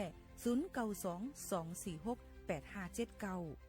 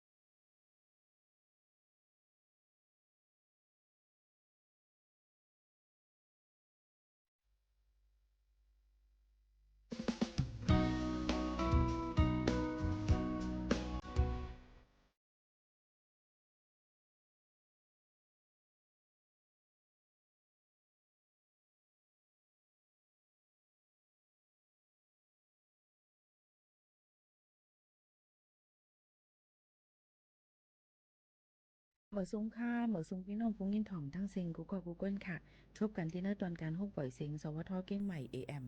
1476 กิโลเฮิรตซ์อยู่จอมขาวยิ่งหมูขาวน้นสุภาวันเชื้อสารวินเป็นอ้อยกออ้อยแซ่ปอมแม่พี่น้องเขาดีคงปล่อยเซ็ง AM 1476 กิโลเฮิรตซ์อองตี49เซนตั้งประชาสัมพันธ์จังการเว้งเก้งใหม่50100หมายฟนกับสืบ0532760007ผมช่วงพับตอนกูปานกูเซียนที่เขามาถ่อมในตอนการเฮาคาดีในอยู่ค่ะในวันเมื่อไหร่ถึงมาในวันอังคารที่4เดือน11 2เฮงปลาย25ปีใต้2เฮง1ปากปลาย19ปีก็จาก1เฮง3ปากปลาย87คู่ในนั้นค่ะเป็นเดือน12เหมอ14คำฮอดถึงมาในวันเมื่อไหร่ค่ะถ่อมจ้อมกันเย้าจึงหือมาในก็เฮาคาตื่นที่เอาลองตั้งอันตื้อตั้งอันลีเอามาฝากตวนจุถึงปอมแม่ปีๆน้องๆเฮาเขาอยู่อำห้างค่ะออนตั้งในออนเอามายินถ่อมด้วยข่าวเงาฟิงฟ้าราศีอันเปิ้นล่ามคาดไว้นั่นว่าเป็นในปืนตีสีเหลืองตั้งปอดห่องจึงไทยในเข้าตั้ง24ชั่วโมงตั้งนาในดีจังเฮ็ดให้ปอดห่องจึงไทยเฮาคาในตีมีฝนตกลงมายกอติลดย้อมลงมาสีอำกายังติกัดนำเตอร์มาหรือสีเก่าเคียงในค่ะฝนจังติตกนำตีตั้งเจดวันแม่ฮ่องสอนเก้งใหม่ลำปุ้นลำปางเมืองตากสุโขทัยกำแพงเพชรและพิจิตรค่ะลมกัดลมเย็นเตมีอยู่ที่21ถึง24องศาดีกรีค่ะไว้วันเตมี28ถึง32องศาดีกรีอองตีอยู่ที่ลอยสูงนั่นนะคะเหมือนหนังตั้งลอยอินทนนท์5จอมตับลอยสูงนั่นติกัดนำเตอร์มาหรือเซเก่าค่ะปอมแม่พี่น้องเขานั่นฟังกันไว้จอมตีว่าจึงหนังไหนค่ะปอมแม่พี่น้องเขาค่ะยกในวันที่7ถึงวันที่10นั่นนะคะภายตั้งห้องการไผ่น้ำตั้งเมืองจึงไทยของหมอกลัดเตจังมีน้ำน้ำทมน้องน้ำในนั่นค่ะพี่น้องเขาหลายๆตีค่ะนะเหมือนหนังตั้งภาคอีสานก็ได้เป็นตั้งเมืองเลยหนองบัวลำพูบึงกาฬสกลนครนครพนมขอนแก่นชัยภูมิบุรีรัมย์ค่ะโยก็ดังภาคปอดจานอำนันภาคใต้เมืองจึงไทยได้เป็นชุมพรระนองนราธิวาสนะคะโยก็เฮาพี่น้องเขานั่นฟังกันไว้นะคะหนังฮือบ่ได้ลอดเพกันกูสำแสนเปิงนั่นเอามาฝากตวนจุถึงเกี่ยวกับไปลองข่าวเงาฟิงฟ้าราศีฝากตวนจุถึงพ่อแม่พี่น้องเขาจึงหนังไหนค่ะอันเป็นร่วมเรื่องลงคันเมกีนะคะอันพี่น้องเขาค่ะจะเป็นชื่ออันไหนนะคะเนาะพัดกันเข้ามานั่นค่ะ4ถึง5ในเนี่ยค่ะที่เขามาลูกที่ตั้งเมืองฟิลิปปินส์นี่เขามาจู่ดังปังลายเมืองเขดังปอดจานนี่นั่นค่ะ7ถึง9นั่นที่เขามาตั้งเมืองเวียดนามนะคะยก็ที่เขามาตั้งปอดของจึงไทยนี่นั่นค่ะเนาะย้อนนั้นพี่น้องเขาก็ถูกดีเลยติดตามเขาให้คือด้านนั้นกันอยู่ตาสีหนังฮือบ่ได้ฮบทั่วเพนั่นในค่ะมาฝากตวนจุดถึงพ่อแม่ปีๆน้องๆเขาจึงหนังไหนค่ะพี่น้องเขาค่ะ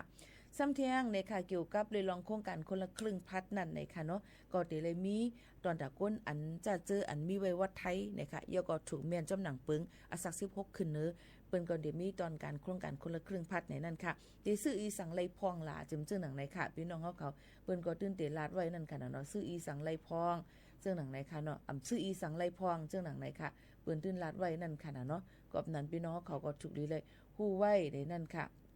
เปิ้นก็ปันตื้อตังให้เปิ้นก็ปันตื้อตังให้ไล่ซื้อในนั่นค่ะพี่น้องเขาค่ะผ่านแอปเป๋าตังนั่นค่ะเนาะโคกของเครื่องใจ5ในนั่นค่ะก้อยกะเปิ้นเดปันซึ่งเหมือนตั้งกินตั้งย่ำในค่ะหนังหือบ่ติลดย่อมลงกาใจนั่นค่ะเนาะโยก็เต็มมีทางเหมือนหนังว่าการโนดแผนไทย5สปาเฮ็ดคนหู5เฮ็ดกับเนบมือ5เจิมจึงหนังไหนค่ะโยก็คนส่งตาโลดจอมอันที่เปิ้นเจอกันนั่นในค่ะโยก็อันที่อำปันเจอตอนการคนละครึ่งพัดนั่นในก็จะเป็นเหมือนหนังว่าซื้อสลากกินแบ่งรัฐบาลลอตเตอรี่ค่ะอำปันเจอค่ะเนาะโยก็ตั้งน้ำเหล้าแอลกอฮอล์ก็อำปันเจอในค่ะโยก็ยาสูบเลี้ยนยาเจิมเจอในค่ะบัตรกำนันบัตรเงินสดจะในก็อำใจไรในค่ะเนาะพี่น้องเขาค่ะโยก็อันจ่ายไว้ล่วงหน้าจะในก็อำปันเฮ็ดค่ะมันก็จะมีเราอยู่โยก็เป็นเหมือนหนังว่าไรเดอร์ฟู้ดเดลิเวอรี่อันเป็นตั้งกินอันเป็นตัวสูงเขาค่ะฉะนั้นก็เปิ้นก็เจออะไรเหมือนกันในค่ะใจสุนไรในวันที่7ในค่ะพี่น้องเขาตะเหลียวไปเจอเลยค่ะเนาะเปิ้นได้เจอในวันที่7เดือน11ในกว่าถึงวันที่31เดือน12ในค่ะก็เปิ้นเปิดมาจึงไหนยาวในเข้าตั้ง1วันเปิ้นปันจ่ายแต่200วัตต์ต่อ1วันนั่นค่ะเนาะก็จะเป็น400วัตต์เปิ้นได้จอมพ่องหลงเปิ้นได้จ่ายปันเฮาพ่องหลงเปิ้นบ่ได้จ่ายปันเฮาทั้งเมืองจึงถ้าเปิ้นจ่ายปัน200วัตต์เฮาจ่ายทั้ง200วัตต์ก็กึ่งๆให้ไหนค่ะห้องการอำนั้นก็เสียงตั้งขายบางทีเปิ้นก็ เข้าไว้อยู่ในก็พี่น้องเขาก็จะเฮิงมันถูกแม่นจ้อมในนั้นค่ะเพราะถูกแม่นก็ตีญาติตัวตามตั้งพิษในค่ะนี่ก็มาฝากตวนจุดถึงปอแม่พี่น้องเขาให้ลิงินถ่อมจ้อมกันในค่ะกำในเขาคำมาด้วยแทงในนั้นค่ะว่าหลายๆองค์ตีหลายๆฝ่ายหลายๆจึงมึงตีปืนอ่อนกันมาไว้สาการะวะในค่ะอันเป็นนั่งหอคำหลงในตวนที่เก่าพระพันพี่หลวงเฮาคานั่นเลยค่ะเปิ้นมาไว้ลองมองเจอยก็มาไว้สักการะนะคะพระบรมศพนะคะสมเด็จพระนางเจ้าสิริกิติ์พระบรมราชินีนาถพระบรมราชชนนีพันปีหลวงนะคะที่พระที่นั่งดุสิตมหาปราสาทนะคะพระบรมมหาราชวังและมาลงเส้นสายหมายลองคอความหมองเจอในนั่นค่ะอันในตื่นติเลยรัดความไทยซึ่งไหนเอาค่ะนะพี่น้องเขาค่ะย้อนบอกว่าจื้อในมันลำลองน่ะรัดต่างๆอันอำไลนะคะเนาะแค่นพี่น้องเขาจะซื้ออันทอมไก่ปักตาไปเซเปเน่ก็แค่นป่องเจอใหญ่นำเสก็มาคอความหมังคอมันอำจังลาดเป็นภายใต้ไหลก็ได้เป็นจื้อเป็นหางเบิ้นเขาก็ได้เลยรัดกว่าจึงนั้นในนั่นค่ะพี่น้องเขามันลำลองเนี่ยนี่ค่ะหลายๆฝ่ายหลายๆห้องการต่างซึ่งเมืองมาเปิ้นอ่อนกันมาไว้สักการะวะเต้ๆวะๆนี่ค่ะโยก็ตอนตาโคนุงตั้งไว้อันเตเข้ากะการะว่านั่นในเขาเปิ้นก็ติให้ใส่ซื้อโคอันเป็นเหย็นเง่ในค่ะซื้อโคเหย็นเง่ในค่ะนะอ่ำใจกวนป๊อดคาป๊อดจะในว่าเป็นนั่งยิ่งก็หารู้ให้ใส่ให้มันยาวให้มันเหย็นเง่ในค่ะลองตั้งเจอในถูบซินว่าเขาขาใส่ซื้อโคอันเป็นนี้เปิ้นก็มีไว้ปันให้เจออยู่จังหนังในค่ะเปิ้นก็เปิดปันกูวันนั่นค่ะเนาะในข่าวยาม 8:00 นปลายต่อถึง 4:00 นนั่นค่ะกูวันในนั่นค่ะพี่น้องเขาอันนี้ก็เปลี่ยนทางหนึ่งลองตีไว้ลองมองเจอกันตอนดาก้นอันเหตุการณ์ค่าหับการคุณเขาเดี๋ยวเลยใส่เดี๋ยวเลยไว้ลองมองเจอในข้าวตั้ง1 ปีใส่เสื้อมองเจอเสื้อสีเศร้าเว้ามองเสื้อสีล้ำในค่ะในข้าวตั้ง1 ปีย้อนนั้นเพราะว่าพี่น้องเขาว่าตั้งห้องปล่อยเสียงปีโมเขาโน่นเขาใส่เสื้อล้ำตาสีกูวันอันในย้อนเพราะว่าแต่เร็วในตื่นเดี๋ยวเลยไว้ลองมองเจอไว้ลองมองเจอย้อนเพราะว่าเขาค่ะเปิ้นเป็นแม่เนื้อแผ่นลิ้นดังในตวนที่เก่าสิเป็นแม่เจ้าคุณคำในตวนที่10ย่ำพองดาเลวนะคะเบิ่นเป็นก้นเจอคือขุนเจอคือหอเสเนี่ยนั่งหอคำเขาเจิมเจในเสเนี่ยกอบนั้นเฮาขาก็อันเฮาขามาอยู่เซาทางอยู่ตั้งเมืองจึงไทยถูกดีเลยฮู้ไว้กาขันอันเฮาเลยมาปึงโฮมปึงพวยในเส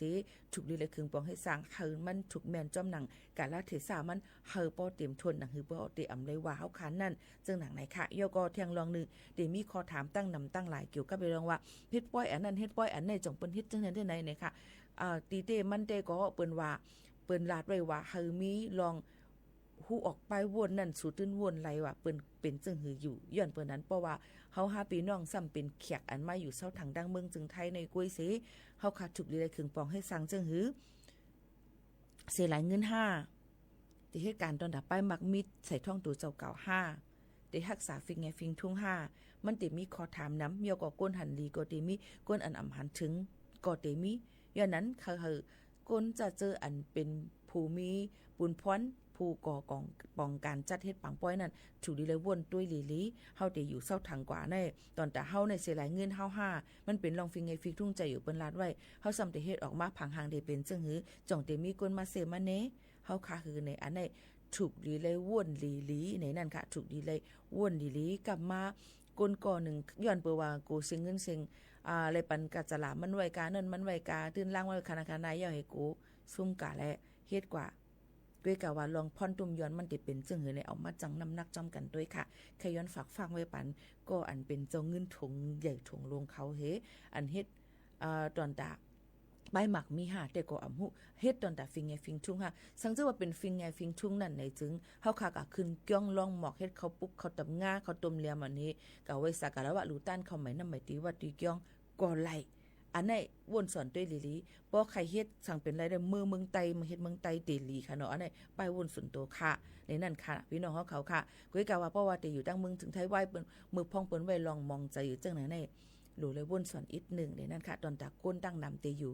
ง่าย5ตีอยู่หยับอยู่ที่พี่น้องเขาอยู่ค่ะนะแต่เหลียวในกอบนั้นเพราะว่าเปิ้นเฮ็ดป้อยมาอันก้นตีกว่าแอลเลยป้อยมานั้นซ้ำจ่องที่ป้าเฮาอยู่หือจ่องเฮาดีกว่าอยู่อันไหนก็แทงกำ1 กอบนั้นเฮาค่ะถูกเลยอ่อมรวมพร้อมเสียงเป้งปากกันนะคะอันเลยถูกดีเลยลดย้อมถูกดีถอยก็ถอยกว่าอันเลยถูกดีเลยคึงปองให้สร้างก็เฮ็ดสร้างกว่าอันในแค่ย้อนฝากฟังไว้ปันบ่แม่พี่น้องเฮาเขากูก็กูก้นห่ํตับรถเส้นในกันอำตับรถเทงกันก้อยกะว่าให้ใจออกอ๋อวนเอาลีๆว่าพรหลีพรจ้าพรตุมยอนเตมีจึงหือในขับ1ขับ2ขับ3กว่าเสคึงปองให้สร้างกว่าหังเผอหังมันเฮาหมออยู่หมอกินกันหังเผอหังมันกูก็กูก้นเสกำค่ะหรือเฮาหรือใจถ่อมด้วยแทงเพียงกว่ามันหูถูกเจอเอามาฝากตวนจู้ถึงป่อแม่ปีๆน้องๆเฮาเขาให้แลงินถ่อมซ้ำกันในตอนการเฮาค่ะดีในก่อนค่ะ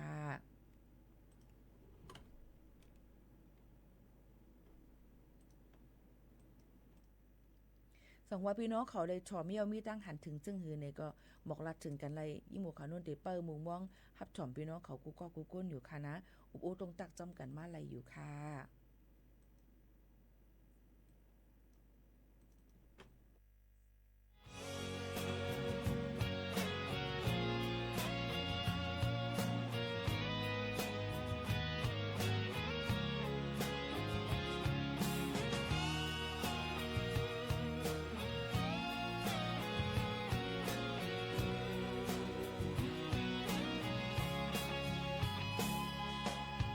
การเจอคือนัดหมา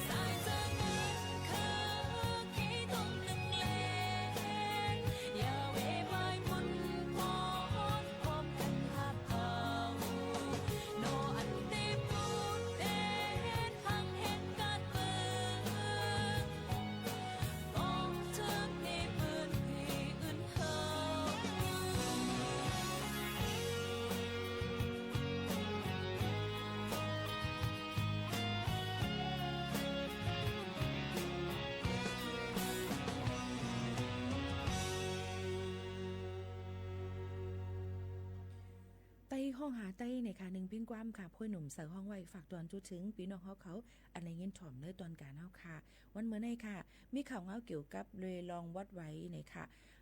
ลองถ่อมดีลีค่ะพี่น้องเขาไหว้เสียงหมกขานนไหลลงคลิปกว่าเกี่ยวกับเลยลองว่าครม.เปิ้นฮับลองตนเปิ้นยืนย้อนอันดีเฮ็ดปันตื้อตั้งให้ลูกอ่อนอันมีวัดไว้อีสังนั่นไหลขึ้นห้องเฮ็นไหลเย้าดิเตมันหมังห้องเฮียนเปิ้นฮับไว้อยู่ค่ะยอก็บางทีเปิ้นฮับด้วยการซึ่งหือกอลีลองตั้งอันในนั่นเปิ้นคัดเจอตอนดาเดลองวัดไว้ลูกอ่อนจะลองตอนดาลูกอ่อนอันไรขึ้นเฮียนอันไรขึ้นเฮียนมาอยู่เซาทางตั้งเมืองจึงไทยเนี่ยให้ไรขึ้นเฮียนให้ไรขึ้นเฮียนมันแต่มีอยู่ลูกอ่อนให้เป็นจุ้มหาจุ้มในนั่นค่ะเป็น5จุ้มนั่นเป็นจุ้มอีสังหลาในนั่นค่ะพี่น้องเขาค่ะเปิ้นว่าครม.ในคณะรัฐมนตรีฮับผู้เย้าตอนตาได้ลิกยืนย้อนต่างปันในนะคะลองศูนย์ไล่ศูนย์เป็นกุนนั่นนะคะลองตั้งลูกอ่อนอันมีหลักฐานอีสังลูกอ่อนอันมีไว้จื้อคืออีสังคนไร้สัญชาติในนั่นค่ะพี่น้องเขาอันเขามาอยู่อันมีอยู่ดังในเมืองจึงไทยนั่นมีปัญหาเกี่ยวกับเรือลองยืนย้อนไว้มีปัญหาเกี่ยวกับลองศูนย์ไล่ศูนย์เป็นลองป้ายอยู่ลีเจอในนะคะเปิ้นแม่งปันเปลี่ยนลูกอ่อนได้อยู่5จุ้มถ่อมด้วยลีค่ะพี่น้องเขาค่ะ1จุ้มลูกอ่อนอันมีสถานะทางทะเบียนมีอีสัง2ลูกอ่อนอันเป็นลูกหลานแห่งการยานเมือง3ลูกอ่อนอันเขามาตั้งเมืองจึงไทยเลยมาเฮียนหลีกเฮียนหลายก็เร็วมีอูมีเมมมีปีมีน้องสัง4ลูกอ่อนอันเขามาเฮียนหลีกตั้งเมืองจึงไทยจอมแดนลิ้นเหมือนหนังตั้งเมสายตะคิเล็กแค่ไหนแหละอันนี้ตัวอย่างมันค่ะเนาะโยก็กว่ามานั่นค่ะนะเที่ยงลูกอ่อนก็ที่5เที่ยงจุ้มนั่นเป็นลูกอ่อนอันมาอยู่ในปืนตีลือเฮอโจแก็บกำในนั่นค่ะตอนดาลูกอ่อนอันกว่ามาอยู่ในแลตั้งลูกอ่อนอันมาลือเฮอลือใจโจแก็บกำพักพิงชัวขาวในไล่ฮับลองจอยแถมภายดั้งลงปองจึงเย้าตอนดาลูกอ่อนแทง3จุ้มนั่นมาได้เป็นลูกอ่อนมีสถานะทางทะเบียนลูกอ่อนเป็นลูกหลานแห่งการยันเมืองลูกอ่อนอันมาเลยตัวเจ้าก็มาขึ้นเฮียนเจ้านั่นฝ่ายก็กรรมการสุนไลสุนเป็นก้นจึงไทยเขาเปิ้นก็มีลองปันตื้อตั้งนี่ค่ะปันตื้อตั้งให้มีลองสุนไลสุนเป็นอีกป้าดังแก่ลิดปัญหาลองปักเปิงหมายมีลองปักเปิงหมายมีลองขอสั่งหนังฮือบ่ติถูกแม่นจอมหนังสุนไลสุนเป็นนี่ค่ะและจังมอบอับปันให้กระทรวงมหาดไทยโฮมการภายดังห้องการภายมันกึ้มจึงไทยสำนักงานสภาความมั่นคงแห่งชาติจัดเฮ็ดนี่ค่ะปื้นทะเบียนประวัติและออกปันหมายพางลูกอ่อนอันมีสัญชาติไทยลูกอ่อนอันมาอยู่ข้างกล้วยมาขึ้นเฮียนนี่ค่ะโยก็เฮาภายกระทรวงศึกษาธิการนี่ค่ะจัดเป็นระบบสารสนเทศนี่ค่ะออกปันหมายกับตัวอันตีเฮียนอยู่ให้ปันก้นเฮียนในศูนย์การเรียนรู้เด็กต่างด้าวให้ครอบคลุมให้ออกปันหมายกับตัวเขาให้เป็นรหัสกับตัวเขานั่นขนาดเนาะนี่ค่ะให้ได้เฮียนหูนี่ค่ะให้ด้วยถึงเขาให้ไล่ปัดปืนเมืองจึงไทยในนั่นค่ะย่อก็เกี่ยวกับเลยลองหางเฮียนไว้ปันเหมือนหนังว่าลองกำแก่นป้ายอยู่ลีลูกอ่อนล้วนแห่งการยันเมืองในนั่นค่ะให้เขาบ่มีตื้อตั้งเลยอยู่รวมด้วยถึงลองป้ายอยู่ลีในนั่นค่ะโยก็เปิ้นก็มอบอับปันในค่ะภายกระทรวงศึกษาธิการภายการป้ายปัญญาเป็นห้องการอันลักๆตอนตาเตครึ่งปองให้สร้างอีกป้าโฮมมือกันตั้งหลายๆฝ่ายในนั่นค่ะเฮาบ่เป็นตื้อตั้งอันลีกว่าโยก็เฮาขอดยอดลองตั้งมดตั้งเสียงอันเขาห่างเฮียนกันไว้หลายๆตีหลายๆตั้งในให้ยืนส่งปันในค่ะห้องการภายลุ่มสำนักงานเลขาธิการคณะรัฐมนตรีในข่าวตั้ง30วันในนั่นค่ะพี่น้องเขาค่ะลองตั้งเจ้าในกำนำพี่น้องเขาดีอำปองเจอล้วนค่ะซักเลย23อยู่ค่ะอันค่ะเขาเฮียนไว้ไปมีวัดไว้ทางเด็กกะล่วงเส้นสายไม้ตีแล้วใจค่ะลูกอ่อนเด็กในอาซักมันไปถึงมันไปเตรียม15นั้นก็ไปถึง15 14ลงไตมาเปิ้นห้องลูกอ่อนค่ะพี่น้องเขาเอียงก็ลูกอ่อนเอียงก็ลูกอ่อนใจค่ะเนาะมีคนถามเขามาในเป็นหมื่นเป็นพันสายอะค่ะที่ยิงหมวกขาวนนค่ะว่าหลวนค่ะในไร23อะค่ะเปิ้นห้องลูกอ่อนค่ะเปิ้นห้องก้นหลวงอะค่ะย้อนนั้นเจียกเพให้ไรในข้อความอันเปิ้นเจอในกวนลูกอ่อนใน ไปถึงไปเตรียม15เปิ้นห้องลูกอ่อน15ขึ้นเนื้อถึง18เปิ้นห้องเด็กเยาวชนเนี่ยค่ะเนาะ18ขึ้นเนื้อกว่าเปิ้นห้องทางพวกสาวขึ้นเนื้อกว่าเปิ้นห้องมาเป็นก้นหลงเจังหนังไหนค่ะพี่น้องเขาหลูเลยแจกแพร่ข้อความอันเปิ้นใจในกวนอย่างนั้นพี่น้องเขาอีหยังก็เมาลุ่มน้องกะก็ไม่ป้อลูกอ่อนอาศัก15ขึ้นเนื้ออูแม่มีไว้วัดไว้แห่งการยานเมืองมีไว้วัดไว้ต่างดาวอ่ะผมว่าในพี่น้องเขาว่าวัดอีหยังแท้งอ่ะวัดสีขวางเนี่ยลูกอ่อนอาศัก15ขึ้นเนื้อมีอีหยังโลเลยกว่าเฮ็ดเป็นผู้ติดตามก็เป็นพ่อเป็นแม่ค่ะเมื่อว่าในมีสายเจ้าหน้าที่ภายห้องการเฮ็ดวัดไว้มากับสืบมาอันที่เป็นบนจนั่นโมขาโน่นกับรัดจึงเหือพี่น้องแห่งการสูในประวัติถอมไปโมขาโน่นในว่าย่อมเฮ็ดไว้ผู้ติดตามไรค่ะอาศัก15ขึ้นเนื้ออูแม่มีวัดไว้ฉะนั้นก็โลเลยเฮ็ดเป็นผู้ติดตามก็เป็นพ่อเป็นแม่อันไหนตอนตาลูกอ่อนอันขึ้นเฮียนอยู่ดีในห้องเฮียนบางทีเปิ้นตื้นปันอยู่เย้าค่ะเล็กจี้เล็กหางในเปิ้นตื้นปันอยู่เย้าก้วยกะว่าหนังหือบ่ได้มีตื้อตั้งอันดีกว่านั่นไหนเปิ้นก็ควักปันเข้าย่ำเสเปิ้นคึงปองให้สร้างที่เปลี่ยนไปแลกหลายซึ่งหือหลูเลยไปถ่อมด้วยไผกระทรวงศึกษาธิการไผรองศูนย์เป็นก้นจำจังได๋เปิ้นที่มาปืนเผาปันเที่ยงกำนึงย่อก็ห้องการเปิ้นก็ได้ปืนเผาอุบกุมกันเสติขอดยอดรองตั้งอันลีกมันเถก็ขึ้นมาปืนเผาปันพี่น้องเขาแทงกำนึงย้อนนั้นถ่อมขาวในถ่อมด้วยลีค่ะข่าวว่าอยู่ว่าถ่อมลีค่ะถ่อมลีค่ะอย่าไปพุงถามถ่อมก่อนอย่าไปพุงถามกำมาติดตกหล่นตกหงตกหายมาในค่ะนะย้อนนั้นพี่น้องเขาหลูเลยมีลองป่องเจออันข้าวขาในลาดกว่าก่อนหนังหือพี่น้องเขาบ่ได้ซุ้มลองศูนย์ในศูนย์เป็นลองอยู่สร้างเกณฑ์เศร้าในเมืองจึงไทยแรงงานลมใจค่ะป่องเจอต้องถามกันเข้ามาไล่เที่ยงอันนี้ไล่อยู่ย้ำพองตาเหลวในติดตามเพจเขาขาตาเหลวในพี่น้องเขามีก้นตัวอยู่63ปลายกำนำตั้ง Facebook เนี่ยบ่มีก้นตัวนำค่ะเนาะก้อยกะว่าย้อนเปือพองยามตาเหลวไว้ลองมองใจและลองหลายอันซีไล่เขาขาตั้งหลายแอปพลิเคชันก็จังไล่สิพี่น้องเขาถอมเลยตั้งเรดิโอร่วมค่ะด้วยเลยตั้งไลฟ์ตาเหลวในจอยไล่จอยแชร์กันป่องใจแทงตั้งต้องถามกันเข้ามาแทงค่ะพี่น้องเขาย้อนตั้งเจ้าในก็เปิ้นก็หันถึงลองการป้ายปัญญาดอนดาลูกๆหลานๆเฮาค่ะเจ้านั้นขนาดเนาะนี่ก็ฝากตอนทุกถึงพี่น้องเขาให้ลิงยินถ่อมจ้อมกันค่ะถ่อมได้เพียงความตึกเป็นมือในนั่นค่ะอันเป็นเมาคือห้องไว้ก็เตรียมเป็นเรือนผู้ค่ะเนาะ10ถ่อมค่ะ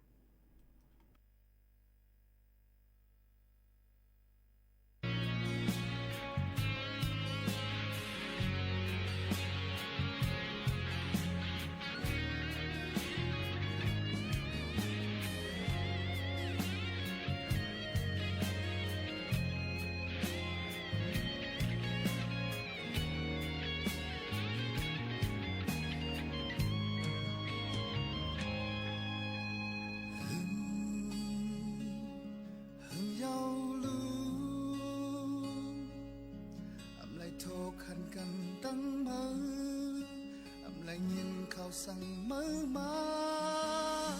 พันกูคำคืนตึกนอนพันหันขึ้นตึกจอมยกเจอนั้นละเอาไล่คืนกูอยู่ในกอดอื่นหักอยู่เหมือนปนมา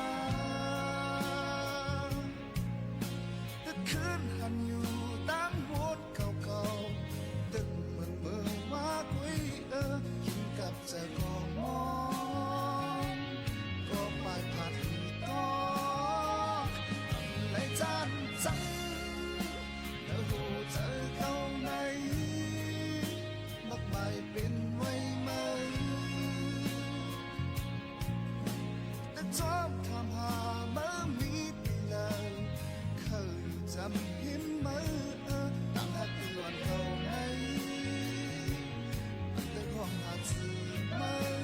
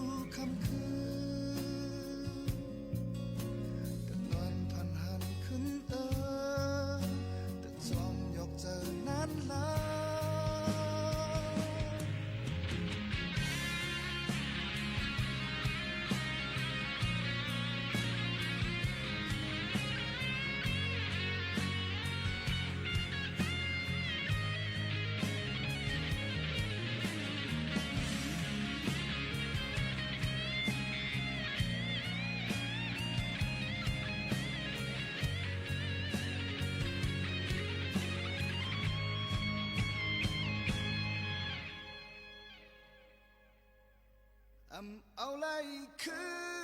นหูอยู่ในก็ตื่นหักอยู่เหมือนปนมาแต่คืนหันอยู่ตั้งวนเก่าๆตึงมันเบื่อว่ากุยกินกับใจของมองก็ไปผัดต่อไม่ทันใจแล้วหูใจเขาในมากมายเป็นไว้ไหมแต่ชอบทำหาไม่มีที่ไหนเคยจำยิ้มไหมตั้งหาตีวันเก่าในแต่ของหาที่ไหมแต่ชอบทำหาไม่มีที่ไหนเคยจำยิ้มไหมตั้งหาตีวันเก่าในมันแต่ของหาที่ไหม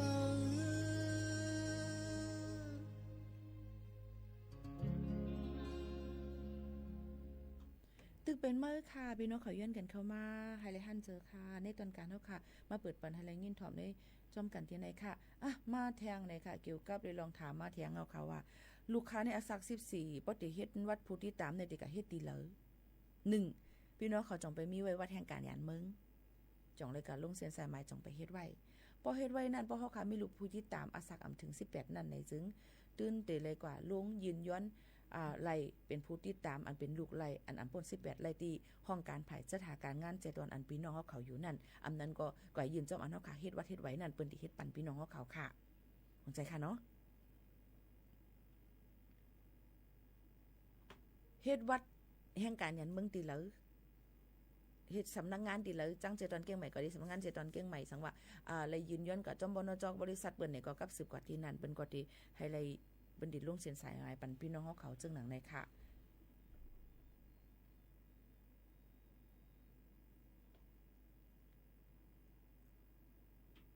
พอเป็นผู้ที่ตามค่ะนะพี่น้องเขาค่ะอันนี้ก็เป็นเกี่ยวกับไปลองว่าถามมาว่าได้เลยกว่ายินตีเหลอวัดไว้ในมันมีน้ำเมียงน่ะค่ะพี่น้องเขาค่ะ1วัดแห่งการยานเมือง2วัดอันดีได้ลงเสียนสายใหม่อันเหมือในเป็นห้องว่าแรงงานเถื่อนกวนอันดีลูกก็ตวัดเอาไว้4ไอจิมจะหนังในค่ะเนาะเยาก็กวนอันดีเป็นผู้ที่ตามจิมจะในก็รู้เลยกว่ายืนย้อนเฮ็ดจำหนังบริษัทอันนะคะอันดีเปิ้นหับฮ้องกันในเปิ้นถูกแบนจำหนังปักเปิงหมายมีนั่นเดลีเลเซเปิ้นเนี่ยค่ะพี่น้องเขานี่ก็มาฝากตอนจุดถึงกันค่ะเที่ยงรอง1คำในเนี่ยค่ะเกี่ยวกับเรื่องจำหนังมติครม.เปิงหมายมีมื้อวันที่29เดือนธันวาคม12เฮงปลาย24ป่นมาปีกายนั่นเปิ้นว่าเฮาก้นจะเจออันอยู่เซาถังตั้งเมืองจึงไทยหึงนั้นอันมีไว้วัดไว้66 5072จำเจในคณะมันติมีไว้วัดไว้อันมาอยู่เมืองไทยหึงนั้นนั่นแต่เมื่อปี25ปากว่า42นั่นให้กว่ายืนย้อนต่างดาวถาวรเนี่ยค่ะจำหนังมาตรา17เนี่ยค่ะให้เป็นกายยืนสถานะต่างดาวถาวรไหลองที่อำเภอที่วัดไว้อันที่เปิ้นเฮ็ดออกปันเฮาคามือกำสือมันนั่นเนี่ยค่ะเยาก็ตอนแต่ลูกหลานอันเป็นลูกอ่อนอันเกิดตั้งเมืองจึงไทยมีไว้เกิดในเมืองจึงไทยมีไว้ฮับพ้องการเกิดตั้งเมืองจึงไทยมีอันนั้นก็แม่มีไว้วัดไว้5089มีไว้บัตรทะเบียนประวัติสถานะไม่มีสถานะทางทะเบียนวัด10ปีนั่นในซึ่งก็หลายก็1ค่ะเนาะก็เป็นปอมันนั่นเฮหลักฐานเอกสารถูกเมียนจ้อมกันถูกเมียนจ้อมหนังเปิงมติครม.วันที่29นั่นเฮากว่ายืนย้อนปันย้อนขอสัญชาติไทยปันลูกอ่อนไล่จอมหนังที่อำเภอที่เปิ้นเฮ็ดปันวัดไว้พี่น้องเขานั่นต่อบ่ถึงวันที่29เดือน6ปีเดมาวันที่29เดือน6ปีเดมาค่ะถ่อมด้วยลีค่ะนะอีหมู่เขาโดนออกมาละในหลายวัดหลายลองไว้ในหลายรองเนี่ยเนาะค่ะเมื่อไหร่ย้อนนั้นพี่น้องเขาอย่าลืมติดตามกดไลค์แชร์ในตอนการเฮาค่ะในจอมหนังฮือบ่ได้อ่ำซุ่มสุดในสุนเป็นพี่น้องเขานั่นก้อยกะว่าหลักฐานเอกสารพี่น้องเขามีนั่นในก็ดีเลยมีเหมือนหนังว่าไว้กับตูหมายพังพี่น้องเขาอันอำมดอายุมันเยาก็แบบทร38ขอแบบทะเบียนประวัติ89จำจะไหนค่ะเยาก็กลุ่มชาติพันธุ์อื่นๆอันว่านั่นรู้เลยกว่าแกดีก่อนเฮามีหลักฐานอีสังเฮามีวัดไว้อีสังเฮาเข้ามาตั้งหลายสัญชาติอีหยังเจอคืออีหยังมันติมีไว้จ่องมันเมียนกันถูกเมียนเย้าหือบ่มันถูกเมียนเย้าในเจ้าหน้าที่เปิ้นติคึงปองให้สั่งปันพี่น้องก็ถูกเมียนนั้นก็เฮาหลูแกลีดปัญหาในอย่าถามมาดีค่ะค่ะหลูเลยเอาหลักฐานเงาหักศักดิ์ศรีซะนั่นกว่าต้องถามตีลุ่มเจเว้งนั้นก็ที่อำเภอตีปืนออกปันวัดไว้เฮาค่ะนั้นตีปืนอันเฮาก็เฮ็ดวัดไว้ตีปืนออกปันเฮาค่ะที่นั่นค่ะ ข้าวยามจมหนังลงปองจึง8 โมงครึ่งถึง 4 โมงวันจันทร์ถึงวันศุกร์และเป้าเป็นวันดือการเปิ้นก่ออัปเหตุการณ์ก็ให้ถ่อมด้วยข่าวเงาอยู่ก็ครึ่งปองให้สร้างกว่าเฮิงมันเยาวตูในนั่นค่ะหนังฮือบ่ได้อำซุ่มศูนย์ใดศูนย์เปลี่ยนเฮาค่ะนั่นในค่ะนะเอามาฝากตอนทุกถึงกันเจ้าหนังไหนค่ะผัดยันพี่น้องเขาเมื่อกว่าเนี่ยค่ะจงขึ้นมาพบมาทบจำกันเที่ยงขอบใจถึงกูก็ที่เอาข้าวยามมีกาขันมันถ่อมในตอนการเฮาค่ะที่ในฮับถ่อมในกูวัน10 ถึง 11 โมงกลางในกลางค่ำค่ะเพียงความยานก็พักนะคะสายเหลือนห้องไว้เฮาค่ะมาถ่อมจำกันสิผัดยันพี่น้องเขาเมื่อกว่าก่อนจงขึ้นทบกันเที่ยงจอมขาวโมขาวโน้นดี AM 1476 กิโลเฮิรตซ์ค่ะยินจมค่ะเมื่อสูงค่ะ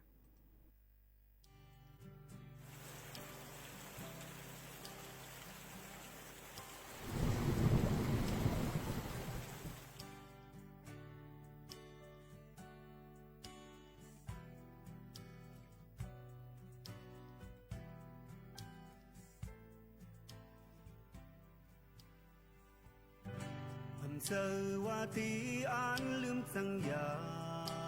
ณเจอว่าไหลสุดหากว่าเยาก็ปื้อถึงหักอ่อนใจและตั้งน้องในมีวันคอยจำเนอเจอใจหูอยู่เนื้อใสเส้นตังน้องตึกยาวไกลสืบไป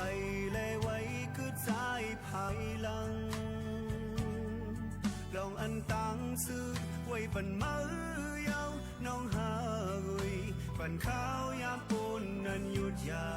ตั้ง4 ปีโอ้ฟ้าคุ้มฝนไหลทุกมาขึ้นลับสิ่งนั้นยาวก็น้องเอ่ยตีข้าเจอข้ามปนมือเสื้อนานไปจังมีเอาปนตาใจลองตั้งหับที่อันมีเนื้อสู่น้องนานซึ่งสิ้นไว้อยู่ใน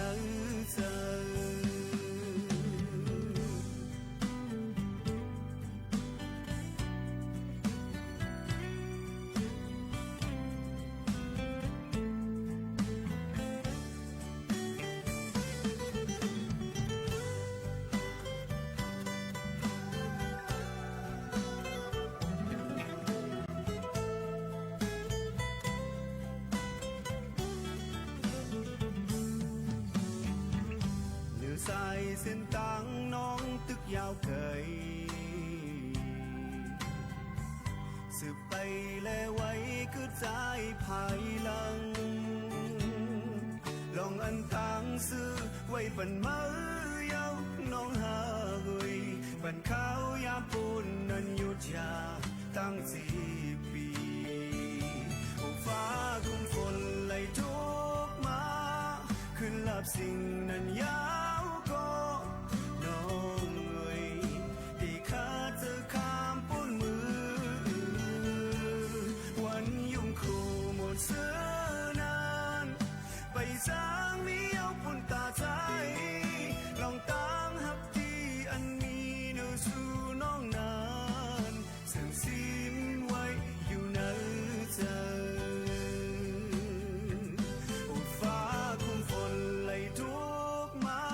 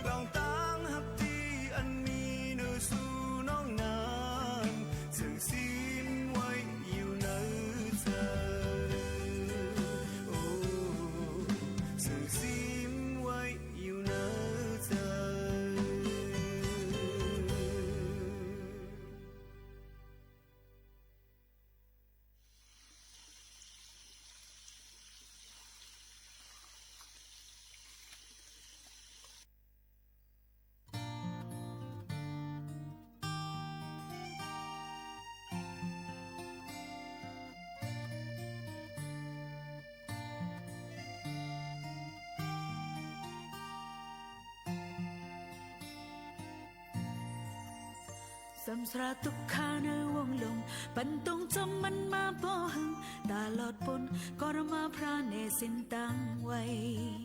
โจหนึ่งข้าวยำกำแพบตาเกิดเป็นคนมากำเก็บอ่อนปีลงลึงเฮ็ดจำตลาเนสินตังไว้สังขาเจ้าตั้งเจอให้มนต์เสอตอนเตอจนกาดเย็นสัตว์เตาว่าตั้งเจอให้มนต์เสอตอนเตอจนกาดเย็นเกิดแม่นหดทุบปลาสัจจาศาสนาคำพระตะกึมในปีลงลืมพึกจอมตลาลีเฮกึมไว้ตาดีบุญมนหลอดออกสามสราตุกขาเข้ายาวลงชมคอความพลาโหในสิ้นต่างไว้เจ้าตาหน้าตั้งเจอให้มนต์เสอตอนเตอจนกาดยินวิยาวิจาตั้งเจอให้มนต์เสอตอนเตอจนกาดยินเป็นเงาลูกว่าอำมันกึมอันนิจจาลงเจอลูอนัตตาตราอำปึงมันไหลจาติทุกขาติตราบยาติเจ็บเท่าเนามรณาตักทุกตั้งตายอำลดกลางไหลเมตตาไว้วางกูคนนั้นเฮกังลดตั้งปี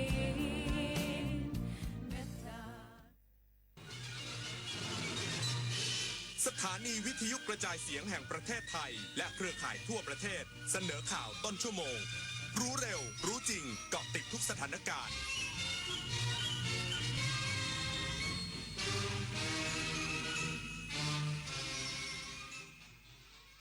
รับฟังข่าวต้นชั่วโมง 23 นาฬิกากับธราวุฒิวิชัยดิษฐ์ครับสำนักงานปศุสัตว์อำเภอศรีสำโรงติดตามสถานการณ์และให้ความช่วยเหลือผู้ประสบอุทกภัยด้านปศุสัตว์จังหวัดสุโขทัยอีกสักครู่กลับมาติดตามรายละเอียดครับโครงการพัฒนาระบบกสิกรรมด้วยศาสตร์พระราชาช่วยส่งเสริมอาชีพให้เกษตรกรโดยรวมกลุ่มเพื่อช่วยเหลือตนเองและช่วยเหลือซึ่งกันและกันให้มีความเป็นอยู่ที่ดีสร้างความเข้มแข็งในระดับชุมชนแต่ละพื้นที่อย่างเหมาะสมต่อเนื่องสู่การพัฒนาที่ยั่งยืนเพื่อให้เกษตรกรสามารถดำเนินชีวิตได้อย่างมั่นคงด้วยหลักเศรษฐกิจพอเพียงศาสตร์พระราชาปวงประชาเปี่ยมสุข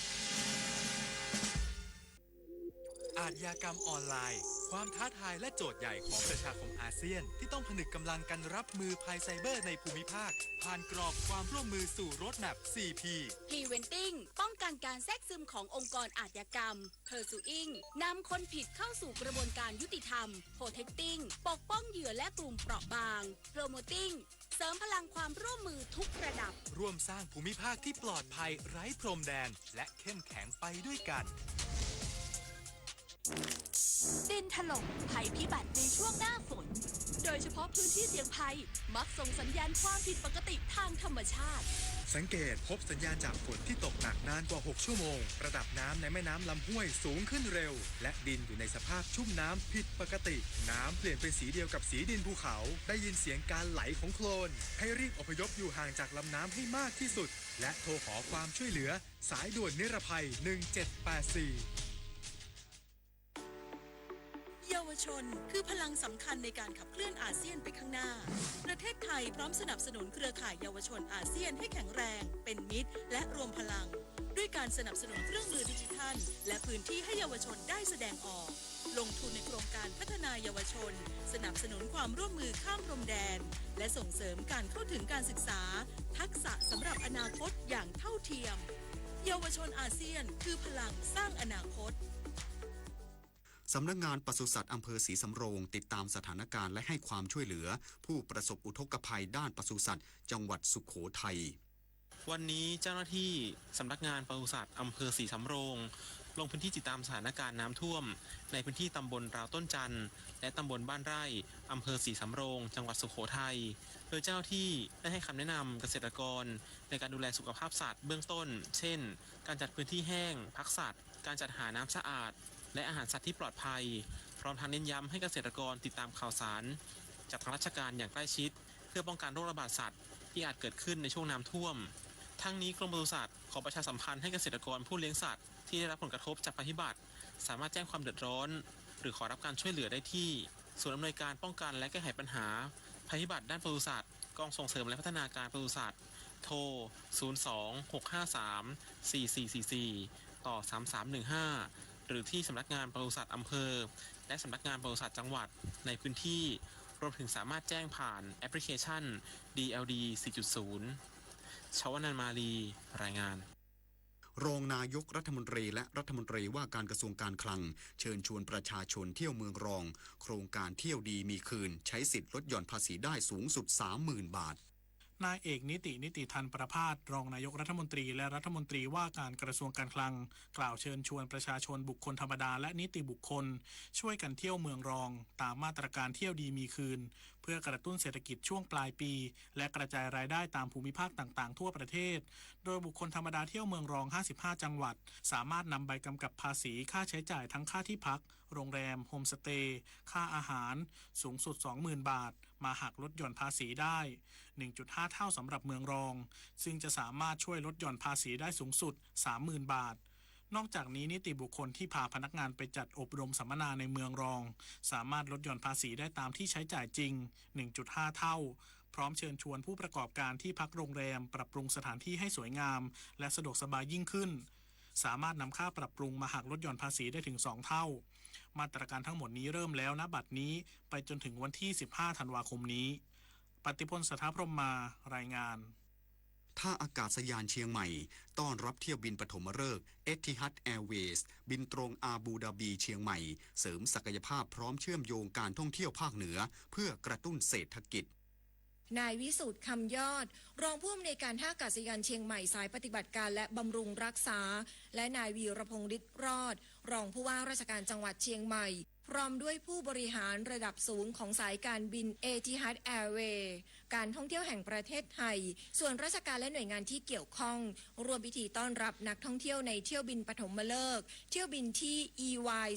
426เส้นทางอาบูดาบีเชียงใหม่อย่างอบอุ่นบริเวณหน้าห้องผู้โดยสารขาเข้าระหว่างประเทศท่าอากาศยานเชียงใหม่พร้อมทั้งมอบของที่ระลึกเป็นกางเกงช้างล้านนาและพวงกุญแจรูปช้างให้แก่นักท่องเที่ยวที่เดินทางมาถึงสร้างความประทับใจและเป็นการส่งเสริมเอกลักษณ์ท้องถิ่นล้านนาเปิดให้บริการเที่ยวบินตรงเส้นทางใหม่อาบูดาบีเชียงใหม่จำนวน4เที่ยวบินต่อสัปดาห์นับเป็นอีกก้าวสำคัญในการเชื่อมต่อภูมิภาคตะวันออกกลางและยุโรปเข้ากับภาคเหนือของประเทศไทยโดยตรงช่วยเสริมศักยภาพด้านการคมนาคมทางอากาศและดึงดูดนักท่องเที่ยวคุณภาพเข้าสู่จังหวัดเชียงใหม่และจังหวัดใกล้เคียงตอกย้ำถึงความพร้อมของท่าอากาศยานเชียงใหม่ในการรองรับปริมาณเที่ยวบินที่ขยายตัวอย่างต่อเนื่องพิมลกันเดชาชัยทีมข่าวสวทเชียงใหม่รายงานจบข่าวธราวุฒิวิชัยดิษฐ์อ่านรับฟังข่าวครั้งต่อไปเวลา 6 นาฬิกาครับติดตามข่าวที่นำเสนอไปแล้วได้ที่ www.thainews.prd.go.th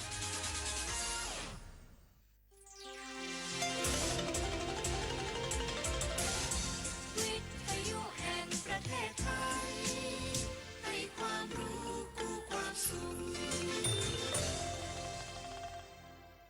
ต่อไปนี้ขอเชิญท่านฟังรายการเพื่อนฝันดำเนินรายการโดยจารุลินมุสิกพงศ์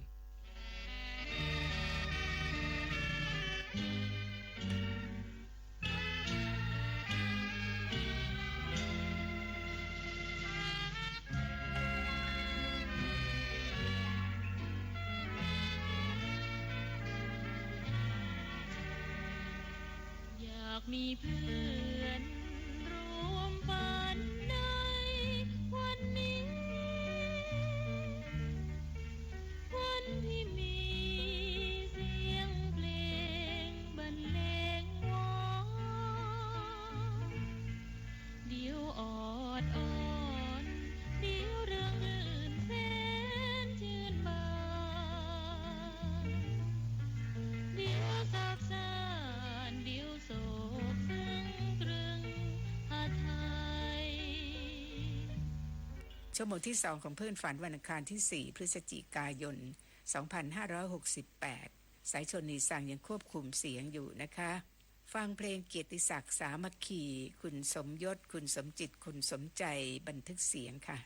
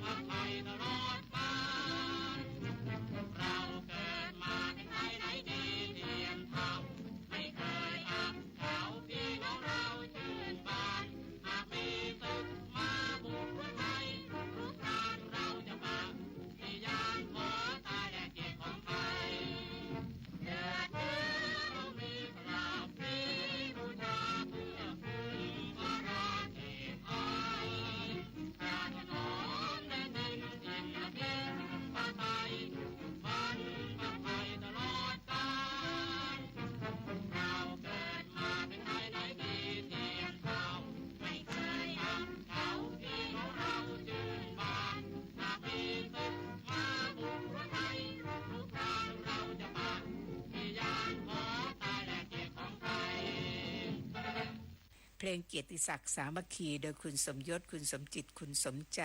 จบไปแล้วผลงานของคุณสมยศทัศนพันธ์นะคะต่อได้รักเมืองไทยโดยคุณแนบเนตรานนท์จากละครเรื่องราชมนูปี 2479